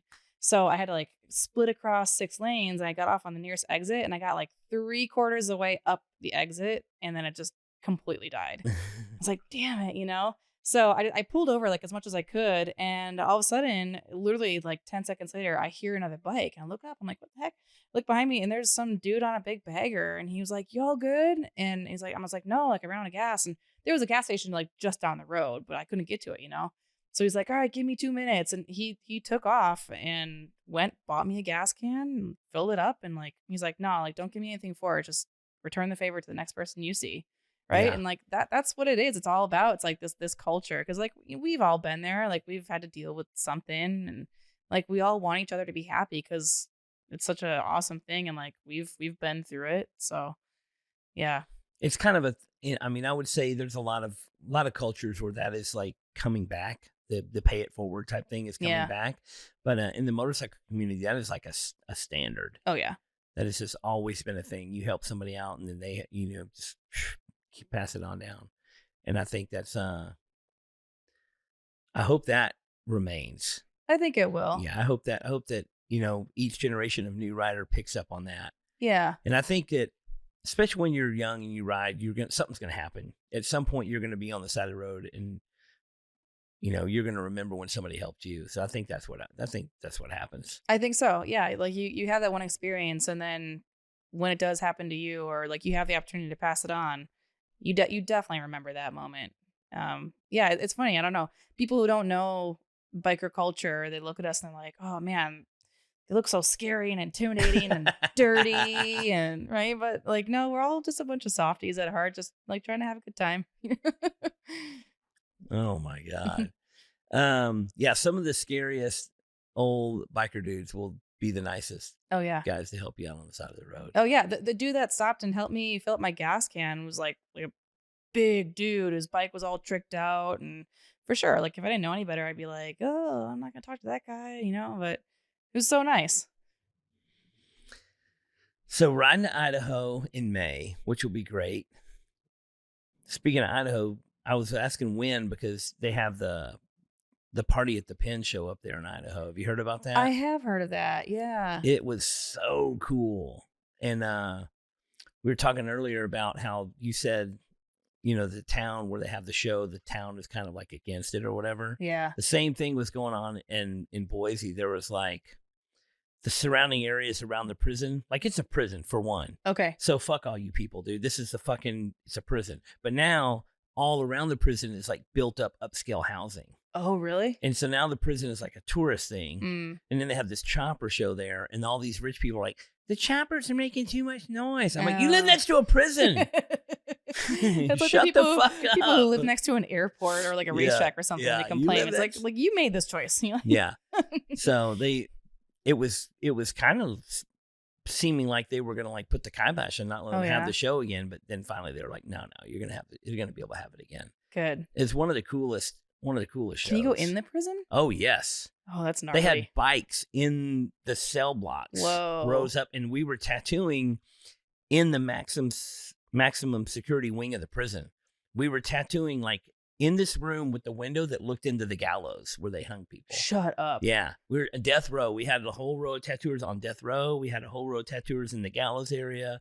We were like the whole maximum security wing of the prison, like this old, I mean, it's built in the 1800s, just this huge stone castle building. Whoa. We were tattooing in there. And then there's a couple other big cell blocks that were all motorcycles everywhere. It was fucking killer. That sounds so cool. Yeah. I love these events that have these really unique venues because that's like half of the event, you know? It was. And then, so this June, we're doing one. Luke is putting one on in Ohio at the Shawshank prison. And that one is even more intense. The prison building itself is even more that would incredible. Freak me out. I'm not gonna lie. Like I don't fuck with ghosts. Like I don't know. I mean, it's like a museum in there now, but it is really cool. They're gonna have I mean, it's gonna be a great show. And the Boise one is already so cool. That is cool. Yeah.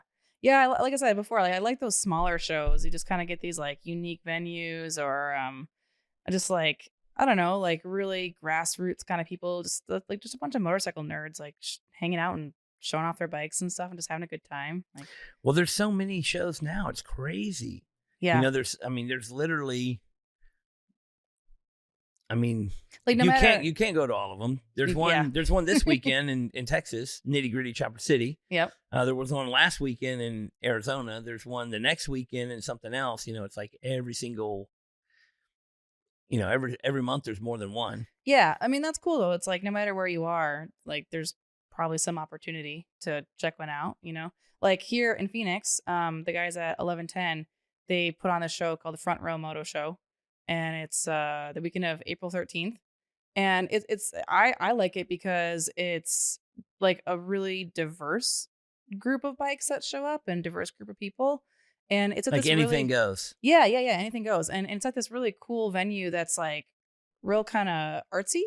And usually they incorporate some like, you know, like helmet painting competitions or something, right? Just so you get like this cool mix of like the arts and motorcycles and like cool vendors and stuff. So yeah, that's always like one of my favorite events, like here in Phoenix, and it's coming up real soon. But yeah, there's just like so many different shows out there. But I think like that's such a cool opportunity, especially if you're like new to riding. Like some people might be kind of intimidated to go to these things, but I always tell people, like, just show up and just like look at stuff and talk to people and ask questions, because like that's how you start to build that community, and then you start to make it's friends. also how you want it. That's also how you say like, "Ooh, I want one of these." Oh yeah, for sure. Yeah, and then you end up with too many. So the Front Row Motorcycle Show in Phoenix, Arizona, April 13th weekend. Is that what you said? Mm-hmm. And it's where? What's the venue? It's called Walter Studios. Yeah, so it's like right downtown Phoenix. Indoor, outdoor kind of thing. It's kind of a mixture. Yeah, like the show bikes are indoors in this cool kind of like artistic venue, and they've got like live music and stuff like that all day long. But then right next to it, outdoors, there's a big area where they have vendors set up, and then if you want to like show off your bike, maybe it's not in the show, but you still want people to look at it, you can like pull it in and have people check it out, which is pretty cool. Very cool. Mm-hmm. And the guys from 1110 are the ones who put that on. Yeah. Mm-hmm. Fuck yeah. Yeah. So it's a cool show that ends up like giving back to the 1110 garage and community and everything. Well, what they got going on here is like, you know, I've known a few friends of mine in different parts of the country have had kind of, what do you call it, co-op garages where everybody chips in and works on their bikes there. And some of them have gone away in the last few years, and buildings got sold and they couldn't, you know, can't find another place that everybody can afford to do. So I think what they got going on here is a really great spot. And it's kind of just, you would drive right by the front and never know it was in here, which is what's so cool. It is cool. It's a little hidden gem. Yeah, right? yeah. See, it's like a secret hideaway club, man. It's like the front little parking lot looks like nothing, and then you walk in and it's like, wow. Yeah. Way bigger than I thought it was going to be. So it's for sure. For people who like, you know, maybe don't have big garages or stuff like that, it's just such a cool experience to walk into something like this and just be surrounded by motorcycle stuff, right? Yeah. I mean, this is like a little private club, man. This is what you want to be a part of. Yeah, but everybody's welcome, as long as you're not an asshole. It's the one rule. How do you check for that at the door? I don't know. I sometimes feel like it's usually a parent. You get a vibe. Yeah, sometimes people make it We'll pretty give obvious. you 10 minutes to prove you're not an asshole, and then you're fucking out of here. Oh my God. So what are you working on Are you working on a motorcycle now other than just fixing up the bike? Yeah, kind of. So my dad's chopper that I was telling you about, you have that. I have it. Yeah. That's cool. I have it now. He passed unexpectedly in 2022, and that was the one thing that I got that I fought for, was to have that bike. Because like I said, it's the first bike that I ever rode on, and it's like the biggest connection I had with my dad. And my dad was always one of those guys that like took care of things just enough. And like that was it. So it needs some love. I mean, it's a chopper. I get it. It's supposed to be sketchy, but I'm just like, there are some things that I should probably like fix before I ride this. So that's my next big project. I'm going to be putting it in the 1110 show, the Front Row Moto show coming up here in April. That's fucking cool. I'm super stoked on that. Right now it is as is how my dad had it. So I'm just going to show it as kind of like a, memorial to Pops, and be like, this was his daily. I mean, he loved that bike. And then after that, my plan is to tear it down, and I want to keep it like really similar. What years were you riding on the back of this thing? Oh man. Well, I was born in 89. I graduated high school in 89. I think he got that bike when before I was even a year old. So I think I was right on the back probably until I was like, I don't know, 10, 11, 12 years old. So is it kind of have like does it have that like 90s style-ish to it, or is it more like a 70s style chopper? More of a 70s style for sure. It's a long boy. When we trailered it out of my dad's house, my buddy that helped me, we had to like quick add some wood to the back of his trailer so it was long enough, like get it out of there. But it's definitely like more of a 70s style chopper. Like I said, it's a CV750 engine in it, and it's a hardtail frame. And I'm like just entering the chopper world. Like I have so much to learn. I found a couple cool Facebook groups that are helpful, but it's got some wheels on it that are apparently like pretty rare wheels, which is good and bad. It's cool that it has those wheels on it, but that means that the only brakes on this bike are on the back, of course. Most choppers don't have front brakes. And it's a drum brake. So I'm like, it wouldn't be a chopper otherwise, right? I know, but like, I'm used to riding modern bikes with like, like dual disc brakes up front and everything. So I'm like, man, it's going to take a while to get used to this. I mean, contrary, like what a lot of people like think, you see a chopper and you think about it being fast. That is not the case. No. That's not the case. It is cool, but it's not really fast. And A, you don't really want it to be fast. No. A, you can't take a sharp turn quickly. B, you can't slow down quickly. So yeah, it's cool. And they don't really, it's not like a tight maneuvering vehicle either. So it's like you have to hang back from the traffic in front of you, and you need to start slowing down early. Yeah. I think once I start riding that thing around town, I'm gonna have to really like adapt my riding style to that bike. But, oh yeah, because you have like especially with I can imagine what kind of wheel and tires on the back of this thing. You're probably got a little bit of slowdown brake, and then you have lockup tire. Probably. So it's a lot of skidding to a stop kind of thing. Maybe some Flintstoning with my feet, get some thick boots. I don't know. But yeah, I'm looking forward to that. Like I said, once I rebuild it, I want to keep it like mostly original, but just it needs some love. And right now it's one color, it's red. And I want to keep it that same red. But my dad, I remember he always talked about getting like some cool airbrushing done on it. He always said he wanted like a pinup girl holding an Ace of Spades card, because like Ace of Spades was kind of his thing. So I was like, maybe I'll find someone local to do that. That'd be pretty cool. Well, it's fucking killer you got that bike. Yeah, thanks. Yeah, you got the first motorcycle you ever rode on, you still have it. That's great. Yeah, I plan to hold on to it forever. Yeah. Oh man. So you said you had to fight for this motorcycle. Who else was wanting it? My brother. Yeah, fuck him. Yeah. Yeah. What are you gonna do with it? Yeah, it was a big battle, man. I'm glad that ultimately like it came out in my hands. Because is he a motorcycle rider or no? He does ride. Yeah. So it could have gone either way. I guess. My dad also had an old Sportster that he acquired more recently. and it also wasn't in great shape. But I was hoping to kind of get both of those bikes. Actually, I thought that would be a cool project bike to kind of like pick up where he left off. But it basically the agreement was that he got that and I got the chopper, and I was like, well, ultimately I want the chopper. That's what matters to me. So Yeah. so I'm glad that worked out. So y'all get along great, basically what you're saying. Something like that. Family can be tough. Yeah, dude, especially in situations like that. Yeah, I mean, it was crazy. You know, I moved out to Phoenix, and literally a week later, my dad unfortunately had a heart attack, and I was flying back home to deal with it all. You know, and it was tough, like moving out here and like wanting to move on with my life and make new friends and all this stuff, but I couldn't because I was like constantly flying back and forth and like just going through this battle with all of his stuff. And yeah, it's definitely like a tough situation. And now that like I've been through it, I have a lot of empathy for people who have also dealt with that. So yeah, I think like that's why having his bike now even means that much more to me. Yeah. Well, I'm assuming maybe he didn't have a will for it. No. And it's just all kind of up for debate or. Yeah, man. That's a big lesson too. I learned through all this. I tell all my friends, I'm like, talk to your parents. Like, it's an uncomfortable conversation to have, but like, you got to have paperwork in place.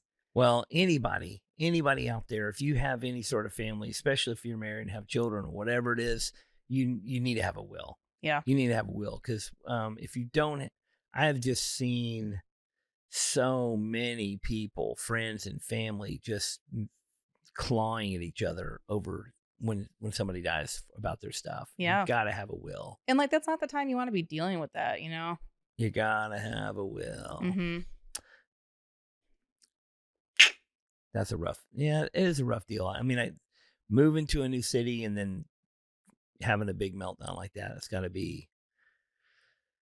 But you've been here for a few years now. Yeah, about 2.5 years. Yeah.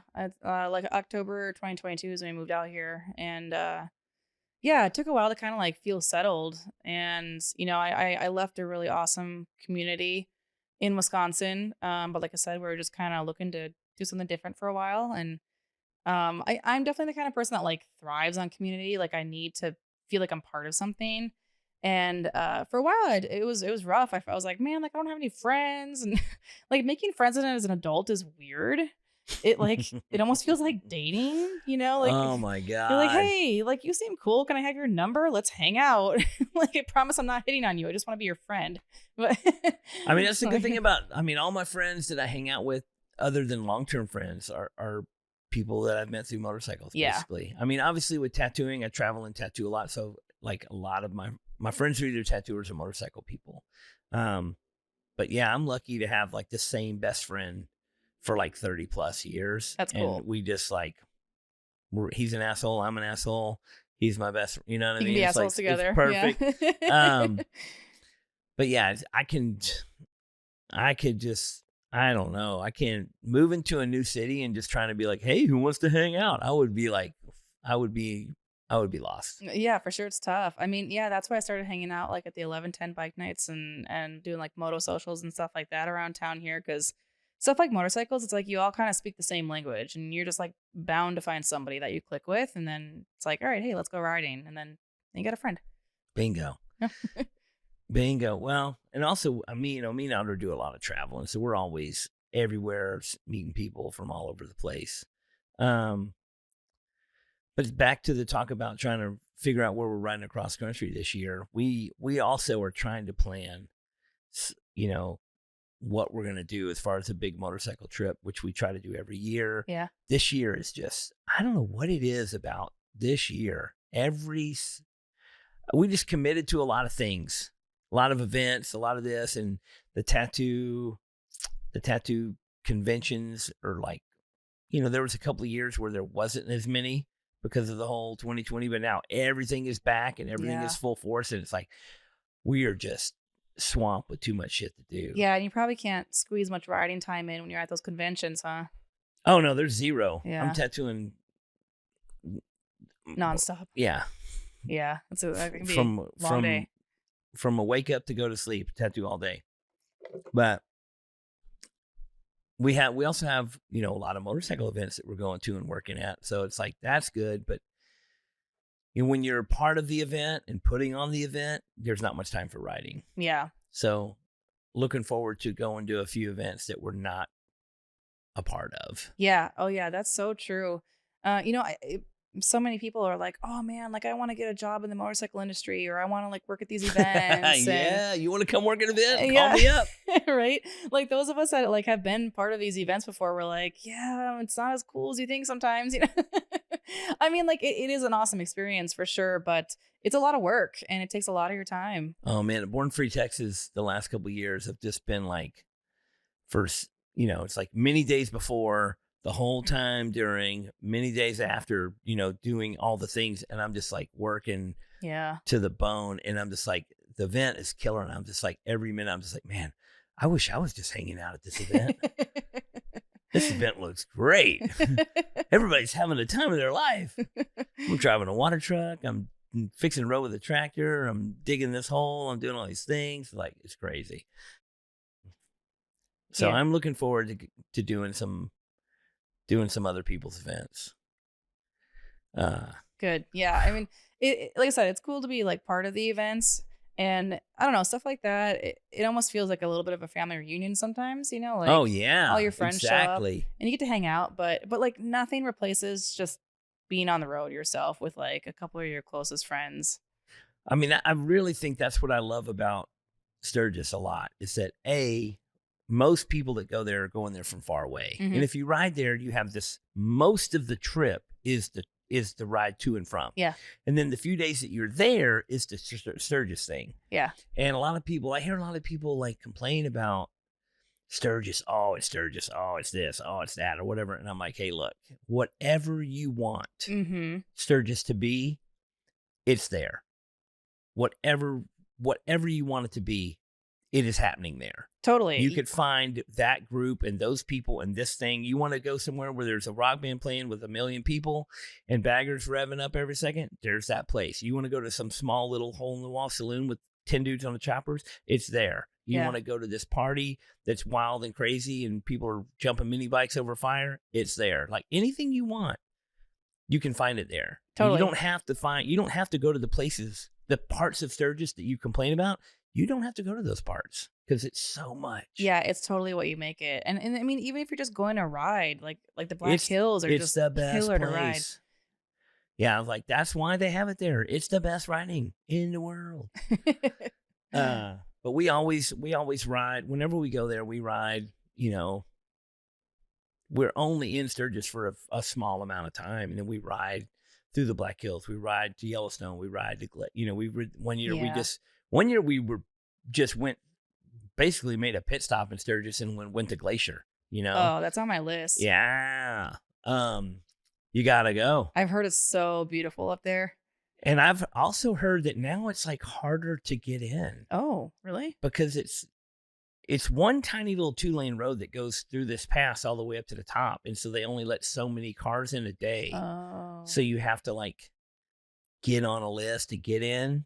But I think if you show up the earliest on a motorcycle, you can, I think there's. Yeah. Give you a little more leeway maybe.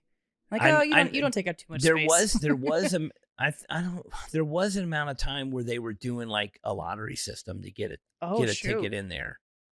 Because it's not, I mean, there's not, Yellowstone, it's unlimited. You can just jam in there and it's 1 million people in there. But Glacier's like when you go past the town at the bottom where all the shit is at the bottom, there's a little 2-lane road that goes all the way, the road to the sun that goes all the way up. Yeah.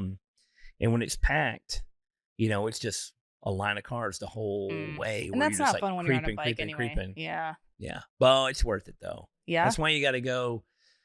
I mean, you got to get there. You want to be in there before the sun comes up. Because when the sun comes up is when you want to see it. It's incredible. All right. Yeah, I definitely got to do that someday. And it's also only open, I think, 3 or 4 months. Yeah, because they probably get a ton of snow up there, right? Oh, yeah. And we the first year I planned to go there, we were riding to it, and I think it was August, and they closed it. Snow came and they closed it. That's wild. We're like, damn it. You got to come June.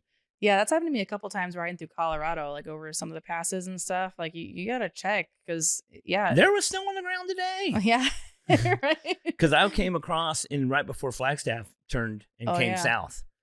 Came through Albuquerque and up through whatever the town is up there, but hung left to come south. Yeah, Flagstaff just got a bunch of snow like last weekend or something. Yeah, there was snow in the mountain today. Yeah, down here in Tucson, there's Mount Lemmon, which is a fun ride if you're ever in the area. And I think the summit is at like 9,000 feet or so. And yeah, even sometimes like into the spring, there'll be snow up there. A couple of years ago, we left Phoenix and we went, I can't remember what national park we rode through the mountains. And there was snow on the ground then, but it was like, I mean, up high, there was just remnants of snow under the trees and stuff. But it wasn't, I mean, it was the summertime. It was hot in Phoenix, but then how many hours up the mountain it was chilly or whatever. What is that? I don't remember what national. It's Was it in Arizona? Yeah. So Saguaro National Park is. That's what I drove through today. Okay, yeah. So that's close to Mount Lemmon. I wonder if maybe you ended up riding up Mount Lemmon. But it's beautiful, beautiful. Arizona's got so many beautiful parts. I mean, Phoenix is kind of a concrete desert. Yeah, for sure. I mean, that's one thing I love about living here now is like within 2-3 hours you can be in like a totally different geographic region. Basically, like you got the high desert, and then you have here in the valley, like the super super hot stuff in the summer, and which it can suck. Don't get me wrong, but there's actually a lot more water around Phoenix than people realize. So like. You can go kayaking or swimming or all these other things, or like drive 3 hours to Flagstaff and they're at 9,000 feet, and it's almost like the North Woods of Wisconsin. There's all these like pine trees and stuff. So it's just I don't know. There's like everything here, and just these like beautiful rocks and mountains. But if it's summer and you're riding from Texas to California, your leg through Arizona is rough. Yeah, it is. You got to leave at like 3 a.m. before the sun comes up, and then you're done riding at like noon, right? It's hot. It's 100 at night. Yeah. 2 in the morning, it'd be 100 degrees. Yeah.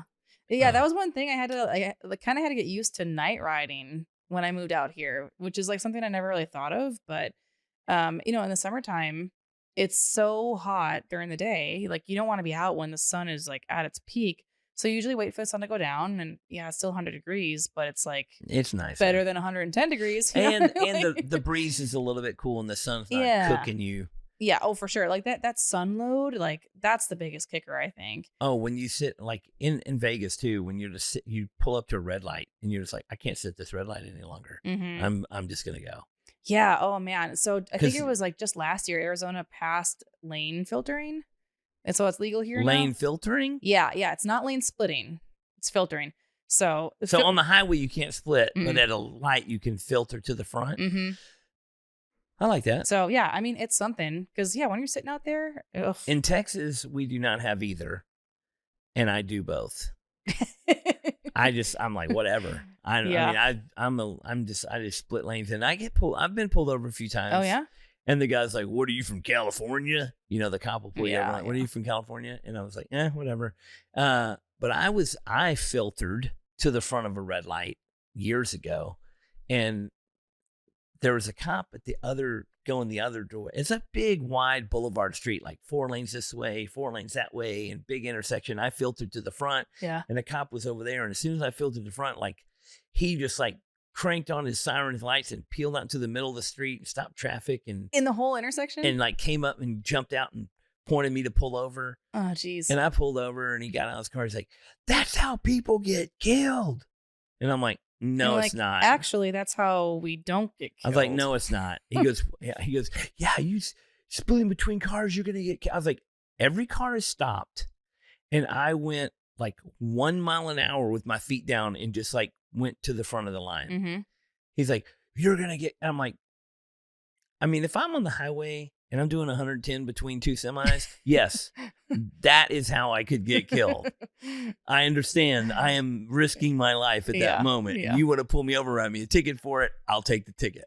But this thing is not how you get killed. I was like, the way you get fucked up is these idiots on their phones rear end you at a red light. Yeah, so 100%. I'm not sitting still at some red light with a bunch of yahoos in some major intersection. Right. I mean, yeah, there's so many studies out there that show why lane filtering for motorcyclists is better and it is safer because of that exact reason. They get like rear-ended. People aren't paying attention. The Asians had it right.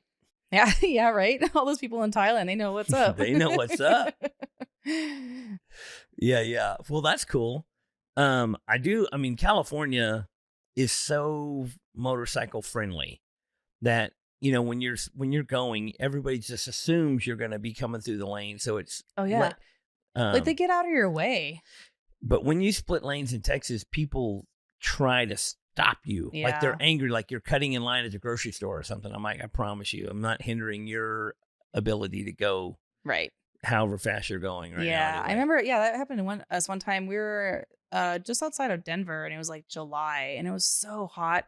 And I forget the name of the tunnel. It's like a big famous tunnel. Oh yeah, I know what you're talking about. Yeah, and I don't know, accident or something. Traffic was all backed up, and we're like, and I was on a street glide. My husband was on a road glide, and we're just like, man, this is unbearable. So we're like, screw it. So we just started riding the shoulder, like past all the traffic, and people got so mad at us. They were like honking and trying to like veer over and stuff. And I was like, yo, we're just trying to survive right now, okay?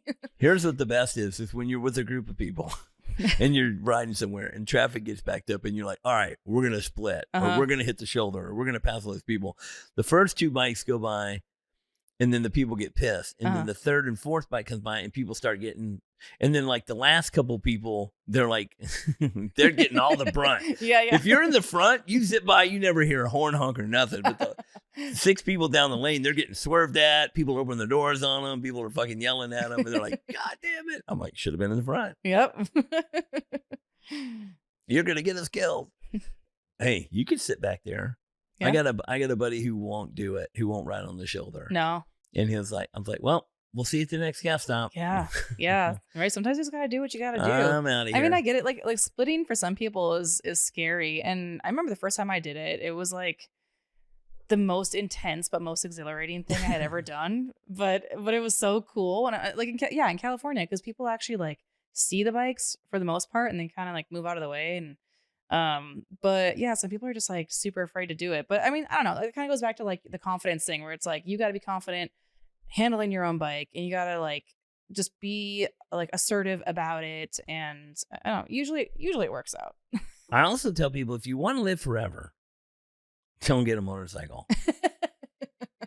That is, I mean, not that I'm, not that I'm not saying I'm suicidal or anything. I'm just saying you like adrenaline. I'm going to live it. I'm going to live the dream. That's all I'm going to do. Yeah, for sure. That's the thing. I mean, yeah, as a motorcyclist, we all know the risks associated with it. And unfortunately, I think most of us probably know somebody who was severely injured or lost their life to it, but we still do it. And it's because of like what we get out of it. Like it's worth it. Like to me, I feel like by riding, I am living my life in a more fulfilled way. Like I'm getting more out of the time that I have here. I mean, just doing what you want to do. Yeah. That's it. I mean, what else? I think that's one of the things that all motorcycle people kind of do have in common is that they are, I mean, not everybody that rides a motorcycle is some death-crazed, thrill-seeking lunatic. Yeah. But you're not going to let fear stop you from doing what you want to do. Exactly. And so it doesn't have to be like, you don't have to even take it as like an aggressive thing. It's just, I enjoy doing this and I'm going to do it. Yeah. Regardless. Yeah, exactly. Yeah. Like I said, not letting that fear stop you, right? It's the feeling of adventure or community or whatever it is. Like that positive piece of it is so much stronger than the fear. And I think that kind of like carries into the rest of your life too, Yeah. And there's the always unexplainable, driving force behind wanting to ride motorcycles. Like you can, everybody that tries to say it, they always say the same things. Like, you just don't understand, and you just don't, and some people catch it and some people don't. Some people ride and it's not for me. And some people ride and say, I can't not do it. Yeah. Yeah. But, And like the people who try it, it's not for them. Like, that's cool. At least you tried it. yeah, or maybe you didn't. Who cares? Huh. Who cares? Live and let live. Yeah.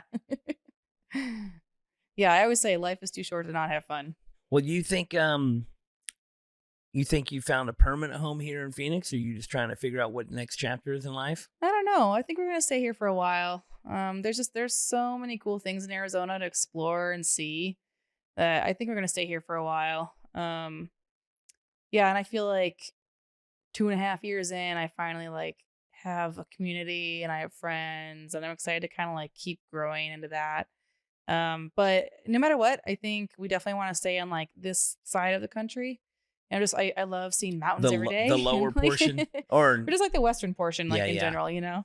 And like I said, I like so many friends out here and really good community, and like there's so many cool events, like motorcycle events that happen out in the western part of the country, and yeah, just I love seeing mountains every day, and just I like hiking and like all that other kind of stuff, camping, and there's cool places to do that everywhere.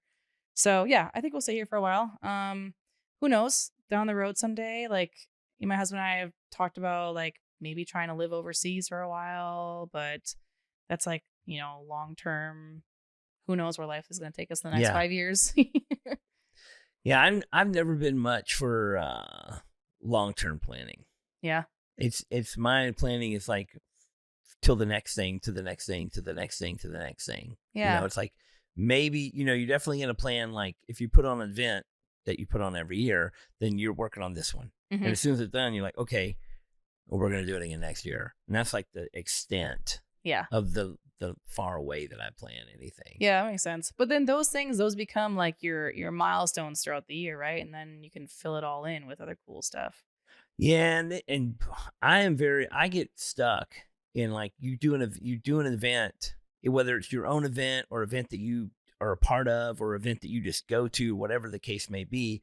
You've done it like 5 years in a row, so you got to do the 6th year, got to do the 7th year. Now I'm like doing this Fresno tattoo convention that I've done the 21 year, and I'm like, whoa, how many? I mean, I'm in the rut. Yeah, you can't not stop, or you can't not do it. Like, yeah, you got to do it. You got to keep doing it. So maybe, there's a few events that I'm a part of that I maybe either need to say, hey, I'm going to bow out, or I'm going to get someone else to take over, or I'm just going to not do it, or I'm just going to cancel it, or who knows? I'm getting older. I'm 53. I've been doing some things for a long time. It's just like, oh my God, try to take a little. This year, just looking at the rest of this year is making me think I need to take things off my plate.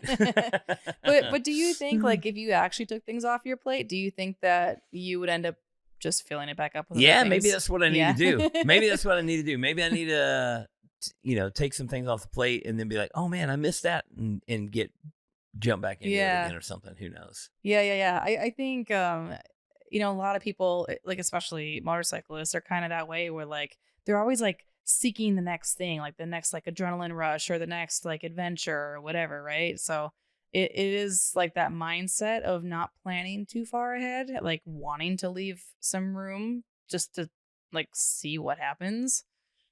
I don't know. I'm very used to having a lot of time where I could just spontaneously do things, and my schedule is getting as such where I can't. Where it's like, oh man, this is happening. Well, can't do it because this is happening. Can't do it because this is happening. Now there's so many. When there was like 10 things to do a year, that was great. Yeah. When there's 52 weekends in a year and there's 52 events, it's fucking insane. That's a lot. It's fucking insane. You're gonna need to take like a 2-year nap. I would. Oh man. Well, I gotta drive 12 hours from here to Oroville, California. So that'll be, I think it's, I don't know, more than 12 hours from Dallas to here. And then a little more than 12 hours from, I think it's like 28 hours total. You've probably seen so much of the country though that like so many people haven't. I've done it. Yeah. Yeah. I mean, that's cool. It is cool. It was, today actually was a very beautiful drive. Weather was great. The sky was beautiful. The mountains were incredible. Cool. sometimes it's like, sometimes I'm in a hurry and I'm just driving and drive through the night and it's just black and it's nothing. Mm-hmm. But today was really great. Good. And even though I was in a minivan. Hey, whatever. Gets the job done. Even though I was in people make fun of the minivan. I love the minivan. Those things, like, honestly, they're designed really well. It's the second best thing to a motorcycle. Oh, okay. Yeah. That's a bold claim, but I can see it. It's the best. If you're going to travel, if you got to take a bunch of crap with you, like I can fit a lot of stuff in a minivan because all the seats go to the floor. I can pack a bunch of shit in there, and then it handles like a car and hauls ass and goes 110 miles an hour up and down the mountain. Minivan drivers are the most insane drivers you ever see on the road. That's me. I was coming down that mountain pass, and every turn has like a 45-mile-an-hour turn, and I'm doing 95 to 100 through every single one of them. Just passing people on the outside, just pissing everybody off. That's wild. It was great. It was great. I came over a hill, and as soon as I came over a hill, a state trooper like jumped out on the highway. Oh, shit.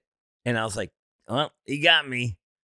And then he just like turned around and then flew by me and kept going. I was like, all right. Oof. Not for me. That's a moment. It wasn't for me. Lucky. Yeah. Country stars on that one. There are a lot of like parts of just the US that I haven't ridden around yet that I want to someday. Like I would love to hit all 50 states someday. I would love to like ride through all 50 states someday, but you got to do it. Yeah. I'll get there eventually. About maybe it might have been 2020. Either 2020 or 2021, I've finished the last of the 50 states. Yeah, me and a buddy rode up to Maine. Cool. Because Maine was the last one on my list to ride to. Yeah, man, that's like way out of the way from anything. Well, there was a time that I was planning to go there, and I was coming across the top, and I was coming across the top of New York, and I was gonna like go to Boston, but I was gonna go up to Maine and turn and then come down. And then head down the East Coast. Huge storm came through, and I didn't make it. So then, like years later, I was like, I gotta go to Maine. Yeah. So we planned this whole trip just to make it to Maine and back. But it's incredible, The northern, I'm not a New York fan, but the upstate New York is beautiful to ride a motorcycle through. I've heard that. What's it? Something Nest. That road up there, Hawk's Nest, Eel's Nest, or something. Maybe so. That's supposed to be a pretty cool It's road. like I think there's White Mountain National Park up there too, and riding through Niagara Falls area, and then coming through Buffalo, and cool. Then going all the way up to Maine was incredible. We took a ferry across Lake Champlain. We did a whole bunch of cool shit on this the trip was weeks, but yeah, just that part of the country is incredible in the summertime. That's what I've heard. Incredible. Yeah, I haven't done very much of the East Coast at all.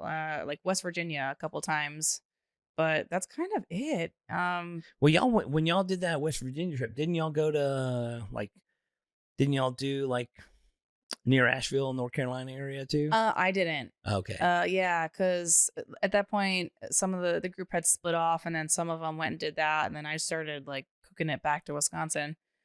But, yeah, because that North South Carolina, that whole area is incredible as well. Yeah, I've heard. We did on the way there. We went through Tennessee, and then we hit Tail of the Dragon and all that kind of stuff. But I didn't get to do Blue Ridge Parkway when I was out there, so that's definitely still on my list. Because I've heard some people say that Blue Ridge Parkway is actually better riding than the Tail. I think so. So yeah, I gotta get back out there and try it out. And there's a bunch of roads that go through the middle of nowhere. You can just pull over and swim in a waterfall. Yeah. It's just incredible. Or even Arkansas. Like I've heard that Arkansas the Ozarks are incredible. Yeah. So gotta get down there too. I don't know. I need to plan some more trips in my future, I think. Well, your bike's ready to go. Yeah. How long till you get them saddlebags? What kind of bag? What are you waiting for? They're on their way. Yeah. Yeah. They're not, but then I gotta get them painted to match, so. What bags are you getting? Just the ST bags? No, it's an aftermarket company, Hogworks. So yeah, I've been looking at different bags for so long, and I'm so indecisive about stuff. I'm finally But they're at hard bags that you're going to paint. Yeah, they're hard bags. Yeah, I wanted hard bags specifically because I wanted to color match them to the rest of my bike. So I had some like hard leather bags that looked good on my bike, was still stock, and it was all black, but now it's just like not the vibe because like I said, it's like literally a rainbow sparkle paint job. So yeah, I'm gonna get some hard bags. And Yeah. Well, now me and Audra's, both of our cross country electric glides, the bikes we ride when we ride far, we both have huge tour packs. yeah. Bags, tour packs, and then we both have, for the passenger seat, we put a big duffel bag that you can sit on, and like we can pack a lot of stuff. Yeah. Right. And you can go for weeks. Oh man. I mean, the first time fuck man, 20 years that I was riding across country on motorcycles, different motorcycles, I was like taking the most minuscule amount of stuff with me, and you just know that, okay, I'm going to be on the road for 2 weeks. I'm going to wear this pair of pants. I'm going to wear this jacket. I'm going to take like a few pair of socks, and that's pretty, and then a little bit of stuff. Now I'm like, I'm loaded, right? Loaded to the gills. Yeah. I feel like maybe a lot of people kind of go through those phases, I right? got like 3 pair of shoes. Yeah. I've got, you name it. Yeah. I kind of went through that. Like when I first started doing long distance trips, I didn't really know what I was doing. Like everyone has to kind of just like trial by fire and figure it out, right? And I packed so much stuff, and then ended up not needing a bunch of it. So I was like, what the heck? Like this next time, I only need 1 pair of pants, 1 pair of shoes, or whatever. And then you get on the trip, and you're like, man, I really wish I had another pair of pants. Like I kind of smell bad right now, or whatever.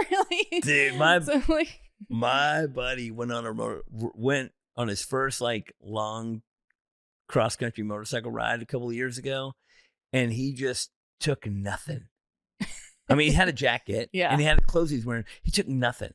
He just everywhere he went, he would go to a Harley dealership, buy a new T-shirt, buy some new socks, throw his old shit away, and just that was it. That's amazing. And I was like, I mean, sounds amazing. I don't think I could do that. No, I don't think I could either. No, I'm kind of a bougie rider. Like I gotta have like all the comforts. I got this T-shirt. I don't want to throw it away. Yeah, yeah. But he was just like buying new socks and T-shirts and underwear and shit. And man, just going. Yeah, some people can do that, and like I don't know. I think it's admirable. Like I mean, that is one cool thing about like traveling on a motorcycle is it like forces you to be a minimalist, kind of. Yeah. Like what do you really need? Until you get the biggest tour pack they make. Like, man, I can fit like 2 extra helmets in here.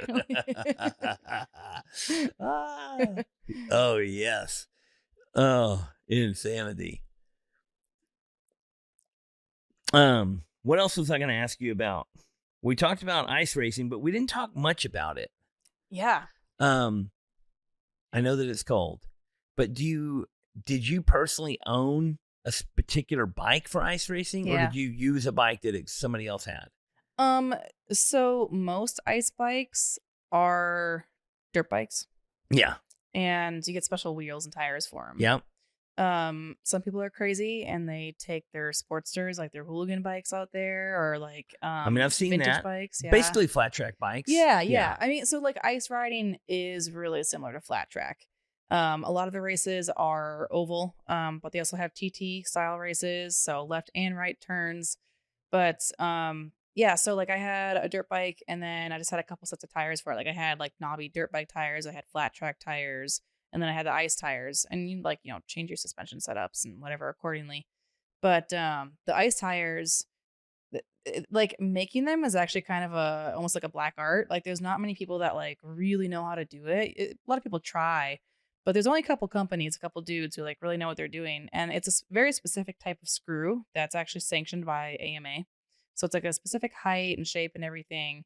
And like the angle that you put the screw into the tire really affects the handling of the bike itself. And like people who are only doing ovals, only turning left, like they might have like different angles on the screws compared to people who are doing TT races. So yeah, you kind of just like set up the bikes for that. And in the wintertime, it was always cool because, sometimes it wasn't quite cold enough for there to be ice on one lake, but like maybe there's another lake 20 miles inland that was thick enough. So usually it was like Sundays, every Sunday, people would start this like big message chain. They're like, all right, where's the ice? Where's everybody at? And it just became this cool little community.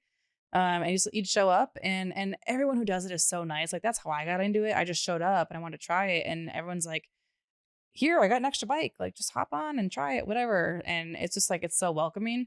So eventually you get hooked and then you acquire extra bikes and then you just let other people do it. But yeah, ice riding is so cool because you have way more grip than you think. Yeah. Yeah. Like I've seen it.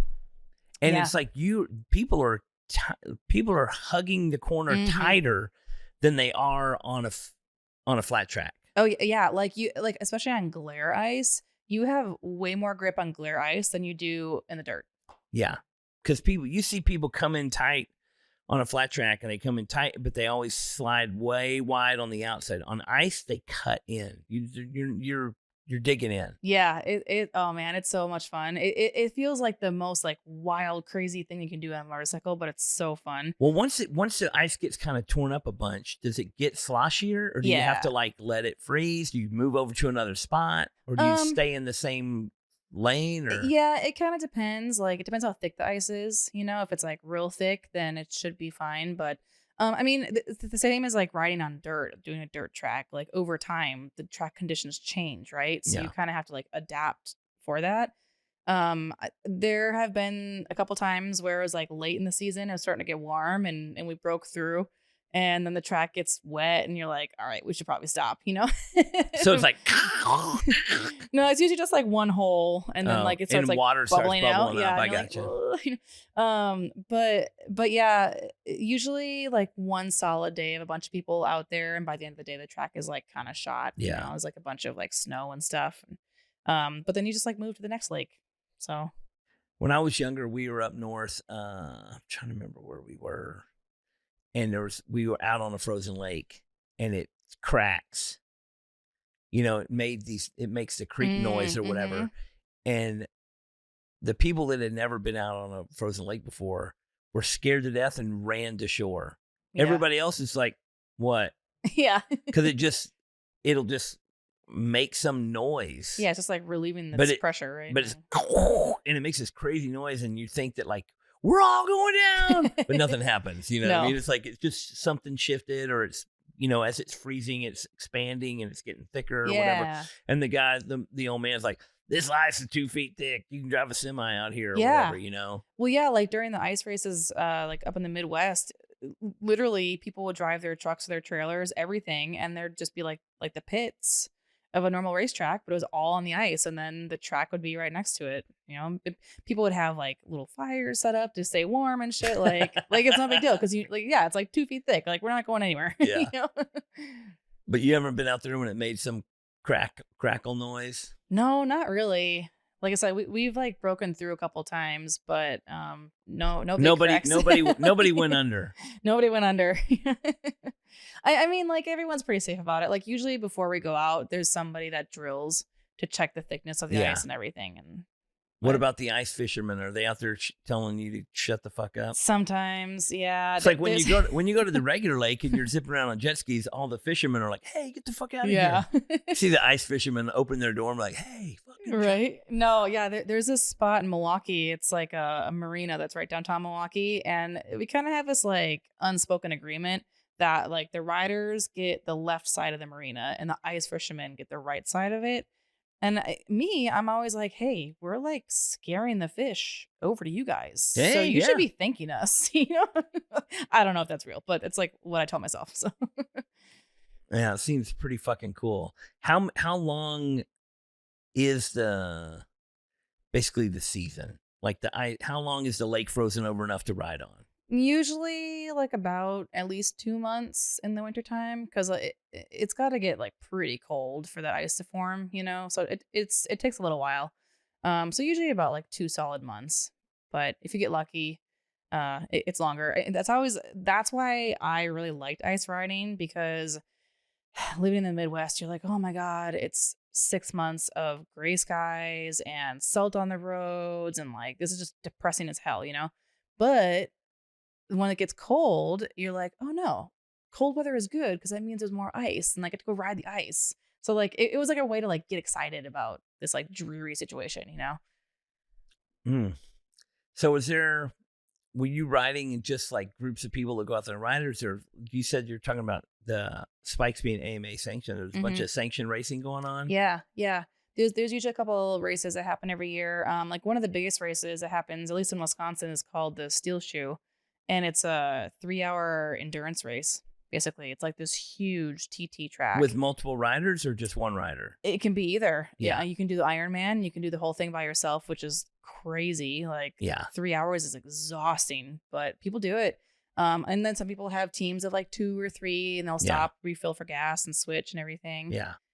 So yeah, it's pretty cool. But it's not just motorcycles. Like there's car racing that happens on the ice too. And I remember one time we were at like a small local lake, kind of like in the middle of Wisconsin, and there was this tavern on the edge that like had really good hamburgers and stuff. And we were out there riding. We had our little tracks. Like usually somebody brings a 4-wheeler with a plow. They plow the track and then we ride it and like give them a couple bucks for gas or whatever.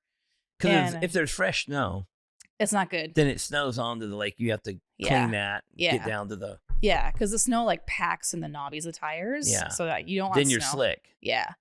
So we were out there riding, and then like off into the distance, a couple of Cessnas landed on the ice, and they were just like taxiing behind us because they just like want to go get a hamburger at this tavern, And I was like, man, this is so cool. Oh man, that is something that most people in the country do not experience. No. Yeah. Yeah, unless you. Yeah, it's a wildlife. Yeah, I think it's something that's like really unique to the northern states or like the Midwest especially. And I remember when I lived there, I always loved like having my friends visit. Like one year during Mama Tried, a bunch of my friends from California and Vegas came, and the ice was still thick, so we brought them down to the marina, and they got to hop on a bike and just like blew their mind. A bunch of them had never even walked on ice before, right? And they're like, wait, so like we're on a lake right now? And I was like, yeah, dude. People fall in these things. When I was a kid, there was a kid on our street who family had moved from up north, and one of the people on our street had a swimming pool, and we had a cold freeze, and the swimming pool froze over. Oh yeah. But it's Fort Worth, Texas. It did not freeze over really well. No. And this kid just went to go walk on the pool, like, because he's from at home. When it froze over, they would get on it. He just went straight in. Oh shoot. And we were all like, what are you doing? He's like, it's frozen over. Like, nope. Nope. Yeah, he was fucking straight in there. We're like, but looking back on it, it's like, oh yeah, he was at home. He could get on all the pools froze over and they got in them. No He's used to it. Yeah, it's definitely a lifestyle up there because, yeah, like I said, like sometimes the winters can be like 6 months long and you just kind of get stir crazy. So like you have to find ways to still have fun and get out there. When I was a kid, my dad lived in Wyoming for a little while working on oil rigs. And whenever I'd go visit in the wintertime, just ride snowmobiles all over. This is a small town up in the mountains, and everyone had a snowmobile. And there were certain days that the only way to get around was a snowmobile. So like, you want to go to the grocery store? You're on the snowmobile. You know what I mean? Like you want to go get whatever. It's like, so all the kids in school like rode snowmobiles to school and all this. It was like it's a normal thing. Yeah, it was pretty cool when I was a kid. I would not want to live somewhere like that as an adult. No, same. That's why I moved down here to Phoenix. Yeah. I dealt with the snow for like 33 years and I was like, I'm good. That's enough. I definitely miss ice riding. That's probably like the one thing that I really miss. I feel like you could make a trip every year and go up there. Yeah. Just like one weekend, get my fix. That's enough. Do you still have a dirt bike? Yep. But I use it on dirt now. Yeah. But yeah, I've got when I moved out here, I bought myself a 2-stroke. I've got a KTM. It's a XC 250 XC, and it's my first 2-stroke, and it's great. It's kind of terrifying. Oh my god, it's the best. I specifically bought it. Well, like so many people, especially out here, they're like, 2-stroke is kind of the way to go because like the four strokes get kind of hot in the summertime. Especially you're getting out in the sand too. Yeah, you yeah, want to yeah. have that like, you want to have that high rev. Yeah, and like there's a lot of technical riding. Like there's a lot of like single track, like more technical kind of stuff out here. And they're like just like the power and like the torque of a two stroke is really what you want to like get over some of those big rocks and stuff sometimes, right? So I was like, all right. And I kind of like want to challenge myself a little bit to like learn how to ride two strokes because I mean I've been riding for years, but I got on that thing and I felt like I was starting over. Like I like yeeted myself into a cactus and I was like, all right, well, this is how it's gonna go. Okay. Yeah, I grew up on the YZ 80, YZ 125, YZ 250, and by the time I got older and riding some motocross and cross country stuff, and I mean, the 250, Yeah. The two stroke is the way to go. And I just had that mindset of like always wide open. Just you're always wide open, and you just only adjust what gear you're in. That's the main thing you do. It's just like first gear wide open, second gear wide open. If you need to slow down, you just keep it wide open. You just go to first gear again. You know what I mean? It's just, And my buddy had I don't remember what year it was, but he got a Honda 4-stroke dirt bike.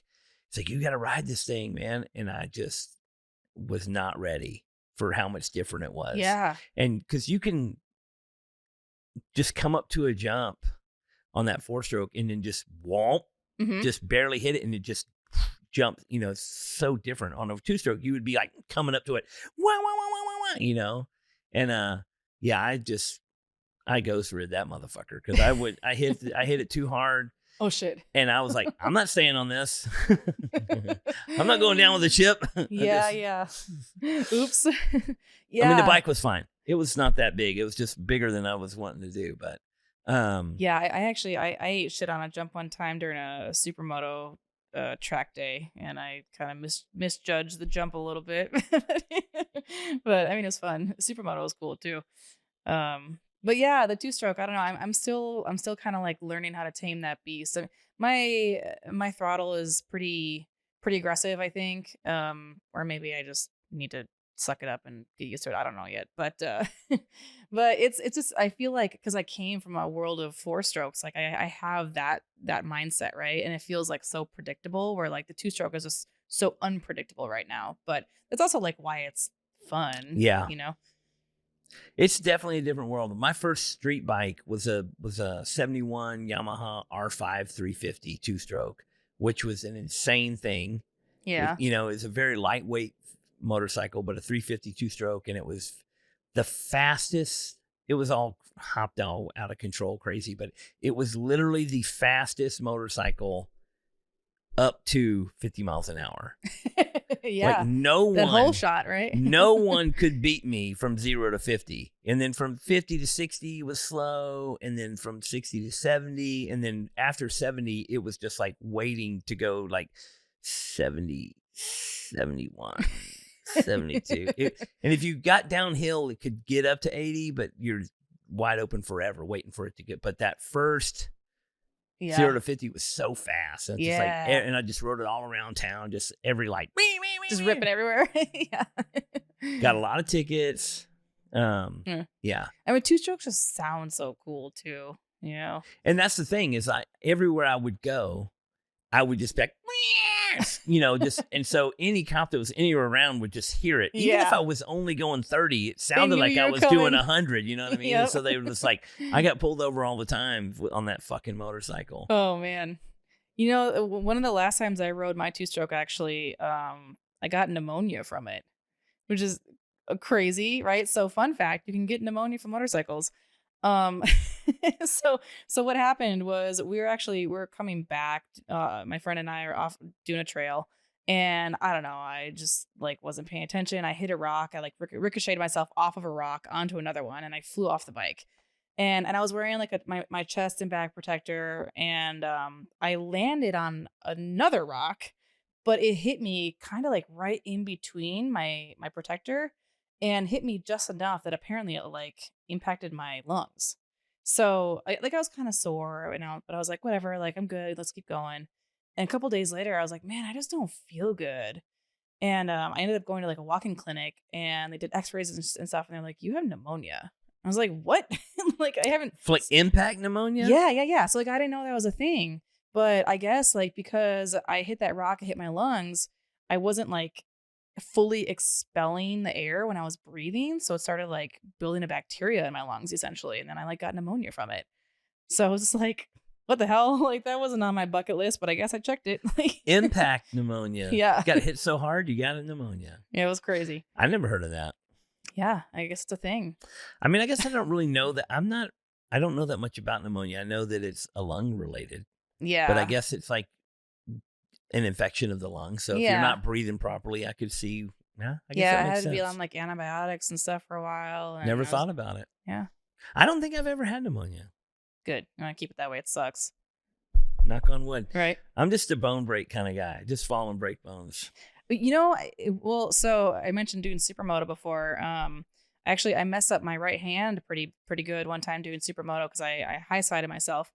And when I landed, my hand was underneath me, and I ended up bruising one of my kidneys, which is also something that I didn't know was possible. I've done that a bunch. But yeah, so but when I did that, it like smashed my hand, and I thought for sure I broke it. We went to the ER and whatever, and it was so swollen that they couldn't see anything in the X-ray. So they're like, well, just like don't lift anything heavier than a coffee cup for like 2 weeks. I'm like, wait for the swelling to go down. I'm like, all right. So that's what I did. I went back, I got X-rays, and it wasn't broken, but it was sprained really bad. And like through that, I learned that sometimes it's actually better to break your bones. Oh, sprains take longer to heal. Oh my God, it took so long. I had to like go through all this like therapy to get my motion back and everything. And I'm like, man, I wish I would have just like busted it up. Yeah, if you break a bone, you wear a cast for 6 weeks and you're back to normal. Yeah. Yeah. Sprains can take months before you. I mean, you can get back to living life, but you can't get back to. Yeah, it takes like months. Doing all the things. Mm-hmm. Well, what else? Tell me something else before we get out of here. Oh, something else, man. What else do we know? What do we not know about you yet? Something completely unrelated to motorcycles, but maybe interesting about me is I kind of became a farmer when I moved out to Phoenix. Oh yeah? By accident. The house that my husband and I bought had 20 different fruit trees on the property. Oh yeah? And I mean, it's like a normal house and just a normal neighborhood. It's like less than a quarter of an acre.